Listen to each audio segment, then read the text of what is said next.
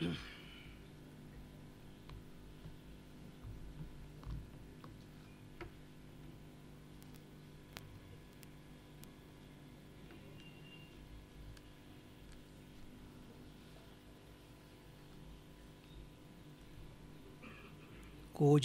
ರಾಮ ರಾಮೇತಿ ಮಧುರಂ ಮಧುರಾಕ್ಷರಂ ಆರುಹ್ಯ ಕವಿತಾಶಾಖಾಂ ವಂದೇ ವಾಲ್ಮೀಕಿಕೋಕಿಲಂ. ರಾಮಾಯ ರಾಮಭದ್ರಾಯ ರಾಮಚಂದ್ರಾಯ ವೇಧಸೆ ರಘುನಾಥಾಯ ನಾಥಾಯ ಸೀತಾಯಾಃ ಪತಯೇ ನಮಃ. ಶ್ರೀರಾಮನಿಂದ ವಿದ್ಧನಾದ ವಾಲಿ ಕೆಳಗೆ ಬಿದ್ದು ರಾಮನನ್ನು ನಿಂದಿಸತೊಡಗಿದ್ದಾನೆ. ಇಲ್ಲಿ ವಾಲಿ ಒಬ್ಬ ಅಸಾಮಾನ್ಯ ವ್ಯಕ್ತಿ, ಅವನೊಬ್ಬ ಸಾಮಾನ್ಯನಲ್ಲ. ವಾಲ್ಮೀಕಿಗಳೇ ಅವನ ವ್ಯಕ್ತಿತ್ವವನ್ನು ಎತ್ತಿ ಹಿಡಿಯುತ್ತಾರೆ. ಅವನು ಕೆಳಗೆ ಬಿದ್ದಾಗ ಹೇಗೆ ಬಿದ್ದ ಎಂದು ವರ್ಣಿಸುವುದರಲ್ಲಿಯೇ ವಾಲಿಯ ದೊಡ್ಡತನವನ್ನು ತಿಳಿಸುತ್ತಾರೆ. ವಾಲಿ ರಾಮನಿಂದ ಹೊಡೆಯಲ್ಪಟ್ಟ ಅಥವಾ ಸಾಮಾನ್ಯರ ದೃಷ್ಟಿಯಿಂದ, ರಾಮಭಕ್ತರ ದೃಷ್ಟಿಯಿಂದ ಅವನೊಬ್ಬ ದುಷ್ಟ ಎಂದ ಮಾತ್ರಕ್ಕೆ ಅವನು ಸಣ್ಣ ವ್ಯಕ್ತಿ ಅಲ್ಲ. ಯಾವುದೋ ಒಂದು ಸಣ್ಣ ಕೆಲಸ ಮಾಡಿ ಅವನು ಹಾಗಾದ ಅಷ್ಟೆ. ಇಬ್ಬರು ಜಟ್ಟಿಗಳು ಕಾದಾಡ್ತಾ ಇದ್ದಾಗ ಒಬ್ಬ ಗೆದ್ದು ಮತ್ತೊಬ್ಬ ನೆಲದಲ್ಲಿ ಬಿದ್ದಾಗ ಆ ಸೋತ ವ್ಯಕ್ತಿಯ ಬಗ್ಗೆ ನಮಗೆ ಒಂದು ರೀತಿಯಾದ ಔದಾಸೀನ್ಯ, ತಿರಸ್ಕಾರ, ಚಪ್ಪಾಳೆ ತಟ್ಟಿ ಅವನ ಸೋಲನ್ನು ನಾವು ಎತ್ತಿ ತೋರಿಸ್ತೇವೆ. ಆದರೆ ಅದೇ ಬಿದ್ದ ವ್ಯಕ್ತಿ ಒಮ್ಮೆ ಎದ್ದು ತನ್ನ ಕಿರಿಬೆರಳಿನಿಂದ ನಮ್ಮನ್ನು ಸ್ವಲ್ಪ ತಳ್ಳಿದರೆ ಸಾಕು, ನಾವು ಬಿದ್ದು ಬಿಡ್ತೇವೆ. ಆ ಗೆದ್ದ ವ್ಯಕ್ತಿಯ ದೃಷ್ಟಿಯಿಂದ ಇವನು ಸಣ್ಣವನೇ ವಿನಾ ನಮ್ಮ ದೃಷ್ಟಿಯಿಂದ ಸಣ್ಣವನಲ್ಲ ಅವನು. ವಾಲಿಯು ಹಾಗೆ. ವಾಲಿ ಹೇಗೆ ಬಿದ್ದ ಅನ್ನೋದನ್ನು ಅವರು ವಾಲ್ಮೀಕಿಗಳು ಹೇಳ್ತಾರೆ. ಪ್ರಳಯ ಕಾಲದಲ್ಲಿ ಸೂರ್ಯ ತನ್ನ ತೇಜಸ್ಸನ್ನೆಲ್ಲ ಕಳೆದುಕೊಂಡು ಮುಳಿದ ಹಾಗೆ. ಇಲ್ಲಿಯವರೆಗೆ ಅವನಿಗೆ ತೇಜಸ್ಸಿತ್ತು, ಈಗ ತೇಜಸ್ಸನ್ನು ಕಳೆದುಕೊಂಡಿದ್ದಾನೆ. ಮತ್ತು ಆದಿತ್ಯಮಿವ ಕಾಲೇನ ಯುಗಾಂತೇ ಭುವಿ ಪಾತಿತಂ, ಯುಗದ ಕೊನೆಯಲ್ಲಿ ಪ್ರಳಯ ಕಾಲದಲ್ಲಿ ಕೆಳಗೆ ಬೀಳಿಸಲ್ಪಟ್ಟ ಸೂರ್ಯನಂತಿದ್ದ. ಇನ್ನೊಂದು ಉದಾಹರಣೆ ಕೊಡ್ತಾರೆ. ಯಯಾತಿಮಿವ ಪುಣ್ಯಾಂತೆ ದೇವಲೋಕಾತ್ ಪರಿಚ್ಯುತಂ, ಪುಣ್ಯದ ಕೊನೆಯಲ್ಲಿ ದೇವಲೋಕದಿಂದ ಕೆಳಗೆ ಬಿದ್ದ ಯಯಾತಿಯಂತಿದ್ದ. ಇದರಲ್ಲಿಯೇ ಅವರು ವಾಲಿಯನ್ನು ಅಳೀತಾರೆ. ಹಿಂದೆ ಚಂದ್ರಾನ್ವಯದಲ್ಲಿ ಯಯಾತಿ ಎಂಬ ಒಬ್ಬ ರಾಜನಿದ್ದ. ಆ ಯಯಾತಿಯೇ ಪೂರ್ವವಂಶ, ಯದುವಂಶಗಳಿಗೆ ಮೂಲಪುರುಷ. ಆತ ವೃಷಪರ್ವ, ರಾಕ್ಷಸ ರಾಜನಾದ ವೃಷಪರ್ವನ ಮಗಳಾದ ಶರ್ಮಿಷ್ಠೆಯನ್ನು ಮದುವೆಯಾಗಿ ಚಂದ್ರವಂಶವನ್ನು ಮುಂದುವರಿಸಿದವನು. ಶುಕ್ರಾಚಾರ್ಯರ ಮಗಳಾದ ದೇವಯಾನಿಯನ್ನು ಆತ ವಿವಾಹ ಆದವನು. ಸತ್ವಗುಣ ಸಂಪನ್ನ, ಧೀರ, ವೀರ. ತನ್ನ ಕೊನೆಗಾಲದಲ್ಲಿ ವೈರಾಗ್ಯವನ್ನು ತಾಳಿ ಅವನು ತಪಸ್ಸು ಮಾಡಿದ. ಆತ ಶುಕ್ರಾಚಾರ್ಯರ ಶಾಪದಿಂದ ಶಪ್ತನಾಗಿ ತನ್ನ ಯೌವನವನ್ನು ಕಳೆದುಕೊಂಡಿದ್ದ. ಮತ್ತೆ ಪುರುವಿನಿಂದ ಆ ಯೌವನವನ್ನು ಪಡೆದು ಅನೇಕ ವರ್ಷಗಳ ಕಾಲ ಯೌವನವನ್ನು ಅನುಭವಿಸಿ ಕೊನೆಗೆ ಸಾಕು ಈ ಪ್ರಪಂಚದ ಸುಖ ಅಂತ ಬಿಟ್ಟ. ಹಾಗೆ ಬಿಡುವಾಗ ಒಂದು ಮಾತು ಹೇಳ್ತಾನೆ ಅವನು. ನಜಾತು ಕಾಮಃ ಕಾಮೇನ, ಕಾಮ ಎಂದಿಗೂ ಆಸೆಯನ್ನು ಪೂರ್ಣ ಮಾಡಿದರೆ ಆಸೆ ತೃಪ್ತಿಯಾಗೋದಿಲ್ಲ. ಯಾವಾಗ ಈ ಹವಿಷಾ ಕೃಷ್ಣವರ್ತ್ಮೇವ ಭೂಯ ಏವ ಅಭಿವರ್ಧತೆ, ಬೆಂಕಿಗೆ ತುಪ್ಪ ಸುರಿದಷ್ಟು ಬೆಂಕಿ ಹೆಚ್ಚಾಗುತ್ತದೋ ಹಾಗೆ ಈ ಕಾಮವನ್ನು ಪೂರೈಸಿದಷ್ಟು ಕಾಮ ಹೆಚ್ಚಾಗುತ್ತದೆ ಎಂದು ಪ್ರಸಿದ್ಧವಾದ ಒಂದು ಮಾತನ್ನು ಆಡಿದ. ಅಂಥ ಯಯಾತಿ ಅವನು ಕೊನೆಗಾಲದಲ್ಲಿ ತಪಸ್ಸು ಮಾಡಿದ, ಉಗ್ರವಾದ ತಪಸ್ಸು. ಅಭಕ್ಷ, ನೀರನ್ನು ಕುಡಿದು ಅನೇಕ ವರ್ಷಗಳ ಕಾಲ ತಪಸ್ಸು. ವಾಯುವಾಹಾರವನ್ನು ಸೇವಿಸಿ ಅನೇಕ ವರ್ಷಗಳ ಕಾಲ ತಪಸ್ಸು. ಹೀಗೆ ಮಾಡಿ ದೇವಲೋಕಕ್ಕೆ ಹೋದ. ಅವನಿಗೊಂದು ಒಳ್ಳೆಯ ಸ್ಥಾನ ಸಿಕ್ತು ಅಲ್ಲಿ. ಅನೇಕ ವರ್ಷಗಳ ಕಾಲ ಅಲ್ಲಿದ್ದ. ಇನ್ನೂ ಬಹುಕಾಲ ಆತ ಅಲ್ಲಿರಬಹುದಾದಷ್ಟು ತಪಸ್ಸು ಮಾಡಿದ್ದ. ಒಮ್ಮೆ ದೇವೇಂದ್ರನ ಸಭೆಯಲ್ಲಿ ಏನೋ ಮಾತು ಬಂದಾಗ ದೇವೇಂದ್ರ ಕೇಳಿದ, ಯಯಾತಿ, ನೀನೊಬ್ಬ ಮಹಾತಪಸ್ವಿ ಅಂತ ನಾವು ಕೇಳಿದ್ದೇವೆ. ನಿನ್ನ ತಪಸ್ಸನ್ನು ನಾವು ಯಾರಿಗೆ ಹೋಲಿಸಬಹುದು? ಯಾರಂತೆ ನೀನು ತಪಸ್ಸು ಮಾಡಿದೆ ಅಂತ ದೇವೇಂದ್ರ ಒಂದು ಪ್ರಶ್ನೆ ಕೇಳಿದ. ನಮ್ಮ ಯಯಾತಿಗೆ ತಲೆ ತಿರುಗಿ ಹೋಯಿತು. ದೇವೇಂದ್ರ, ನನ್ನಂಥ ತಪಸ್ಸು ಮಾಡಿದವರು ಈ ಭೂಲೋಕದಲ್ಲಿ ಇನ್ನು ಹುಟ್ಟಿಲ್ಲ, ಇನ್ನು ಹುಟ್ಟೋದಿಲ್ಲ. ನನ್ನ ತಪಸ್ಸನ್ನು ನೀನು ಯಾರಿಗೂ ಹೋಲಿಸಬೇಡ ಅಂದುಬಿಟ್ಟ. ದೇವಲೋಕದ ಸಭೆಯಲ್ಲಿ ಈ ಮಾತನ್ನು ಅವನು ಆಡಿದ. ಅವನ ಹಿಂದೆ ಎಂತೆಂತಹ ಮಹರ್ಷಿಗಳಾಗಿ ಹೋಗಿದ್ದಾರೆ, ತಪಸ್ವಿಗಳಾಗಿ ಹೋಗಿದ್ದಾರೆ, ಅವರನ್ನೆಲ್ಲ ಒಂದೇ ಮಾತಿನಲ್ಲಿ ತೆಗೆದುಬಿಟ್ಟ. ಯಾವಾಗ ಅವನು ಈ ಮಾತನ್ನು ಆಡಿದನೋ ಆಗಲೇ ಅವನ ಪುಣ್ಯ ಕ್ಷಯವಾಗಿ ಹೋಯಿತು. ಅವನ ಮುಖ ಕಪ್ಪುಗೆಟ್ಟಿತು. ದೇವಲೋಕದಲ್ಲಿ ಅವು ಯಾರೂ ಅವನನ್ನು ಗುರುತಿಸಲಿಲ್ವಂತೆ. ಎಲ್ಲರೂ ಇವನು ಯಾರು ಹೊಸಬ, ಯಾಕೆ ಇಲ್ಲಿಗೆ ಬಂದ ಅಂತ ಕೇಳಿದಲು ಪ್ರಾರಂಭಿಸಿದ್ರಂತೆ. ಯಯಾತಿಯಿಂದ ನಾನು ಯಯಾತಿ, ಪುಣ್ಯ ಮಾಡಿ ಇಲ್ಲಿ ಬಂದಿದ್ದೇನೆ. ಅಂದರೆ ಯಯಾತಿ, ಯಾವ ಯಯಾತಿ, ನಮಗೆ ಗೊತ್ತೇ ಇಲ್ವಲ್ಲ ಅಂದರು ಮರುಕ್ಷಣದಲ್ಲಿಯೇ. ಹಾಗೆಯೇ ದೇವೇಂದ್ರ ಅವನನ್ನು ಕೆಳಗೆ ತಳ್ಳಿಬಿಟ್ಟ. ಅಲ್ಲಿಂದ ಬಿದ್ದ ಯಯಾತಿ ಭೂಮಿಗೆ. ಆದರೆ ಅವನು ಹಿಂದೆ ಪುಣ್ಯ ಮಾಡಿದ್ದನಲ್ಲ. ಆಗ ಕೊನೆಗೆ ಒಂದು ದೇವೇಂದ್ರನ ಕೇಳಿಕೊಂಡ, ದೇವೇಂದ್ರ ನನ್ನನ್ನು ಕೆಳಗೆ ಕೆಡಹೋದಾದರೂ ಸಜ್ಜನರ ಮಧ್ಯದಲ್ಲಿ ಕೆಡಗು ಮಹಾರಾಯ, ದುರ್ಜನರ ಮಧ್ಯದಲ್ಲಿ ಕೆಡಗಬೇಡ ಅಂತ. ಅದೇ ರೀತಿ ಅವನ ಪ್ರಾಚೀನ ಪುಣ್ಯವನ್ನು ನೋಡಿ ಇಂದ್ರ ಅವನನ್ನು ಸಜ್ಜನರ ಮಧ್ಯದಲ್ಲಿ ಕೆಡಗಿದ. ಮುಂದೆ ಅವನ ಉದ್ಧಾರ ತಾನೇ ಮಾಡಿಕೊಂಡ ಅಂತ ಕಥೆ ಬರುತ್ತದೆ. ಆ ಯಯಾತಿ ವಾಲ್ಮೀಕಿದ ವಾಲಿ ಅವತ್ತೇ ಹೇಳಿದ್ದೇನಲ್ಲ ಪೂರ್ವವೃತ್ತ ಅಂತ. ವೃಕ್ಷರಜಸ್ಸಿನ ಪುತ್ರ ವಾಲಿ ಮತ್ತು ಸುಗ್ರೀವರು ಅಂತ. ಅದು ರಾಮಾಯಣದ ಯುದ್ಧಕಾಂಡದವರೆಗಿನ ಕಥೆಯಲ್ಲಿ ಬರೋದಿಲ್ಲ. ಉತ್ತರಕಾಂಡದಲ್ಲಿ ವಾಲ್ಮೀಕಿಗಳು ಅದನ್ನು ಸೂಚನೆ ಕೊಟ್ಟಿದ್ದಾರೆ. ವಾಲಿ ಸುಗ್ರೀವರ ಉತ್ಪತ್ತಿ ಮುಂತಾದ ಅನೇಕ ವಿಷಯಗಳು ಈ ರಾಮಾಯಣದಲ್ಲಿ ಮಧ್ಯದಲ್ಲಿ ಬಿಟ್ಟು ಹೋದಂತಹ ಸಂಶಯ ಆಸ್ಪದವಾದಂತಹ ಕುತೂಹಲ ಕೆರಳಿಸುವಂತಹ ವಿಷಯಗಳೆಲ್ಲ ಉತ್ತರಕಾಂಡದಲ್ಲೇ ಬರ್ತವೆ. ಇಲ್ಲಿ ಆ ಯಯಾತಿ ಮುಂದೆ ಉದ್ಧಾರವಾದ ಚಿಂತೆ ಇಲ್ಲ. ಆದರೆ ಆ ಯಯಾತಿ ಹೇಗೆ ಬಿದ್ದನೋ ಹಾಗೆ ವಾಲಿ ಬಿದ್ದ. ಇಲ್ಲಿ ಯಯಾತಿಗೂ ವಾಲಿಗೂ ಒಂದು ಸಾಮ್ಯ ಉಂಟು. ಇಬ್ಬರೂ ಮಹಾನುಭಾವರು. ವಾಲಿ ತಪಸ್ಸು ಮಾಡಿದ್ದು ಎಲ್ಲೂ ಬರೋದಿಲ್ಲ, ಕಂಡು ಬರೋದಿಲ್ಲ. ಸ್ವಾಭಾವಿಕವಾಗಿಯೇ ಅವನು ಸರ್ವಗುಣ ಸಂಪನ್ನ, ಶಕ್ತಿ ಸಂಪನ್ನ. ಯಾಕೆಂದರೆ ಬ್ರಹ್ಮಮಾನಸ ಪುತ್ರನಾದ ವೃಕ್ಷರಜಸ್ಸಿನ ಮಗ. ತಂದೆ ತಾಯಿ ಇಬ್ಬರೂ ಅವನಿಗೆ ವೃಕ್ಷರಜಸ್ ಎಂಬ ಕಪಿಯೇ. ಅಂತಹ ಸಂಪನ್ನ ಅವನು ಇನ್ಯಾವ ತಪ್ಪು ಮಾಡಿದ್ದು ನಮಗೆ ಕೇಳಿ ಬರೋದಿಲ್ಲ. ಅವನು ಮಾಡಿದ ಒಂದೇ ಒಂದು ತಪ್ಪು ಅಂದರೆ ತಮ್ಮನನ್ನು ದೂರ ತಳ್ಳಿ ತಮ್ಮನ ಪತ್ನಿಯನ್ನು ಆಕ್ರಮಿಸಿದ್ದು. ಯಯಾತಿ ಕೂಡ ಅಷ್ಟೇ, ಯಾವ ತಪ್ಪು ಮಾಡಿದವನಲ್ಲ ಅವನು. ಕೇವಲ ತನ್ನ ವಿಚಾರವನ್ನು ಹೇಳಿಕೊಂಡ, ತಾನು ಇಂಥ ತಪಸ್ಸು ಮಾಡಿದ್ದೇನೆ ಅಂತ. ಅದಕ್ಕೂ ಒಂದು ಶಾಸ್ತ್ರ ಉಂಟು, ಧರ್ಮ ಕ್ಷರತಿ ಕೀರ್ತನಾತ್ ಅಂತ. ಧರ್ಮ ಕ್ಷರತಿ ಕೀರ್ತನಾತ್. ಧರ್ಮ ಅಂದರೆ ಪುಣ್ಯ ಅಥವಾ ಪಾಪ. ನಾವು ಮಾಡಿದ ಪುಣ್ಯವಾಗಲಿ ಮತ್ತು ಪಾಪವಾಗಲಿ ಅದನ್ನು ನಾವು ಹೇಳಿಕೊಂಡರೆ ಅದು ಕ್ಷೀಣವಾಗುತ್ತದೆ. ಪುಣ್ಯವನ್ನು ನಾನು ಇಂಥ ಪುಣ್ಯವನ್ನು ಮಾಡಿದ್ದೇನೆ ಅಂತ ಹೇಳಿಕೊಂಡ್ರೆ ಆ ಪುಣ್ಯ ವೆಚ್ಚವಾಗಿ ಹೋಗ್ತದೆ. ಅದೇ ರೀತಿ ಪಾಪವೂ ಅಷ್ಟೇ, ನಾನು ಇಂಥ ಪಾಪ ಮಾಡಿದ್ದೇನೆ, ಇಂಥ ಪಾಪ ಮಾಡಿದ್ದೇನೆ ಅಂತ ಹೇಳಿಕೊಂಡ್ರೆ ಆ ಪಾಪದ ಫಲ ನಮಗೆ ಕಡಿಮೆಯಾಗುತ್ತದೆ, ನಮ್ಮ ಪಾಪ ನಾಶವಾಗುತ್ತದೆ. ಇಲ್ಲಿ ಯಯಾತಿ ಪುಣ್ಯವನ್ನು ಹೇಳಿಕೊಂಡ, ಪಾಪವನ್ನು ಮಾಡಿದ್ದನ್ನು ಯಾರು ಹೇಳಿಕೊಳ್ಳೋದಿಲ್ಲ. ನಮ್ಮಲ್ಲಿ ಒಂದು ಸಂಸ್ಕಾರ ಉಂಟು, ಒಂದು ವ್ರತ ಉಂಟು. ಒಂದು ಹೋಮ ಹವನಗಾದಿಗಳನ್ನು ಮಾಡಿ ಅದಕ್ಕೇನೋ ಒಂದು ಹೆಸರುಂಟು. ಆ ಎಲ್ಲ ವಿಪ್ರರನ್ನು ಸಂತೋಷಪಡಿಸಿ ಕೊನೆಗೆ ಮಹಾಸಭೆಯಲ್ಲಿ ಆತ ತಾನು ಮಾಡಿದ ಪಾಪಗಳನ್ನೆಲ್ಲ ಒಂದೊಂದಾಗಿ ಹೇಳಿಕೊಳ್ಬೇಕಂತೆ. ಸರ್ವ ಪಾಪಹರ ಪ್ರಾಯಶ್ಚಿತ್ತ ಅದು. ಅಂಥದ್ದು ಒಂದು ಉಂಟು. ಆದರೆ ಅಂಥದ್ದನ್ನು ಯಾರು ಮಾಡಿದ್ದನ್ನು ನಾವು ಇತ್ತೀಚೆಗೆ ಕೇಳಲಿಲ್ಲ. ಹಾಗೆ ಪುಣ್ಯವನ್ನು ಹೇಳಿಕೊಂಡಿದ್ದು ಒಂದೇ ತಪ್ಪು. ಅವನು ಆ ತಪ್ಪಿನಿಂದ ಕೆಳಗೆ ಬಿದ್ದ. ಯಾಕೆ ಇಷ್ಟು ಸಣ್ಣ ತಪ್ಪಿಗೆ ಅವರಿಗಿಂಥ ಶಿಕ್ಷೆ ಅಂದರೆ, ತಪ್ಪು ಸಣ್ಣದಾದರೂ ಆ ತಪ್ಪಿನ ಸ್ವರೂಪದ ಮೇಲೆ ಶಿಕ್ಷೆ ಅವಲಂಬಿಸಿರುತ್ತದೆ. ವಿಶಾಲವಾದ ಹಡಗು, ಬಹಳ ದೊಡ್ಡ ಹಡಗು, ಸಾವಿರಾರು ಜನರನ್ನು ಹೊತ್ತೊಯ್ಯುವ ಹಡಗು ಒಂದೇ ಒಂದು ಸಣ್ಣ ತೂತಿನಿಂದ ಮುಳುಗಿಬಿಡುತ್ತದೆ. ಸಾಕೋದಕ್ಕೆ ಸಣ್ಣ ತೂತು. ಅಯ್ಯೋ, ಇಷ್ಟು ದೊಡ್ಡ ಹಡಗಿಗೆ ಇಷ್ಟು ಸಣ್ಣ ತೂತು ಏನು ಅಂತ ಕೇಳೋ ಹಾಗಿಲ್ಲ. ಹಡಗನ್ನು ಮುಳುಗಿಸಿಬಿಡುತ್ತದೆ. ಹಾಗೆ ಯಯಾತಿಯನ್ನು ಕೆಳಗೆ ಬೀಳಿಸಿತು, ವಾಲಿಯನ್ನು ಬೀಳಿಸಿತು. ಇಲ್ಲಿ ವಾಲ್ಮೀಕಿಗಳು ಬುದ್ಧಿಪೂರ್ವಕವಾಗಿಯೇ ಯಯಾತಿಯ ಉದಾಹರಣೆಯನ್ನು ಕೊಟ್ಟಿದ್ದಾರೆ. ಯಯಾತಿಯ ವಿಷಯದಲ್ಲಿ ಯಾರಿಗೂ ಸಂಶಯ ಇಲ್ಲ. ಅವನು ಮಹಾನುಭಾವ, ಒಪ್ಪಿತವಾದದ್ದೇ. ಆದರೆ ತನ್ನದೇ ಆದ ತಪ್ಪಿನಿಂದ ಕೆಳಗೆ ಬಿದ್ದ.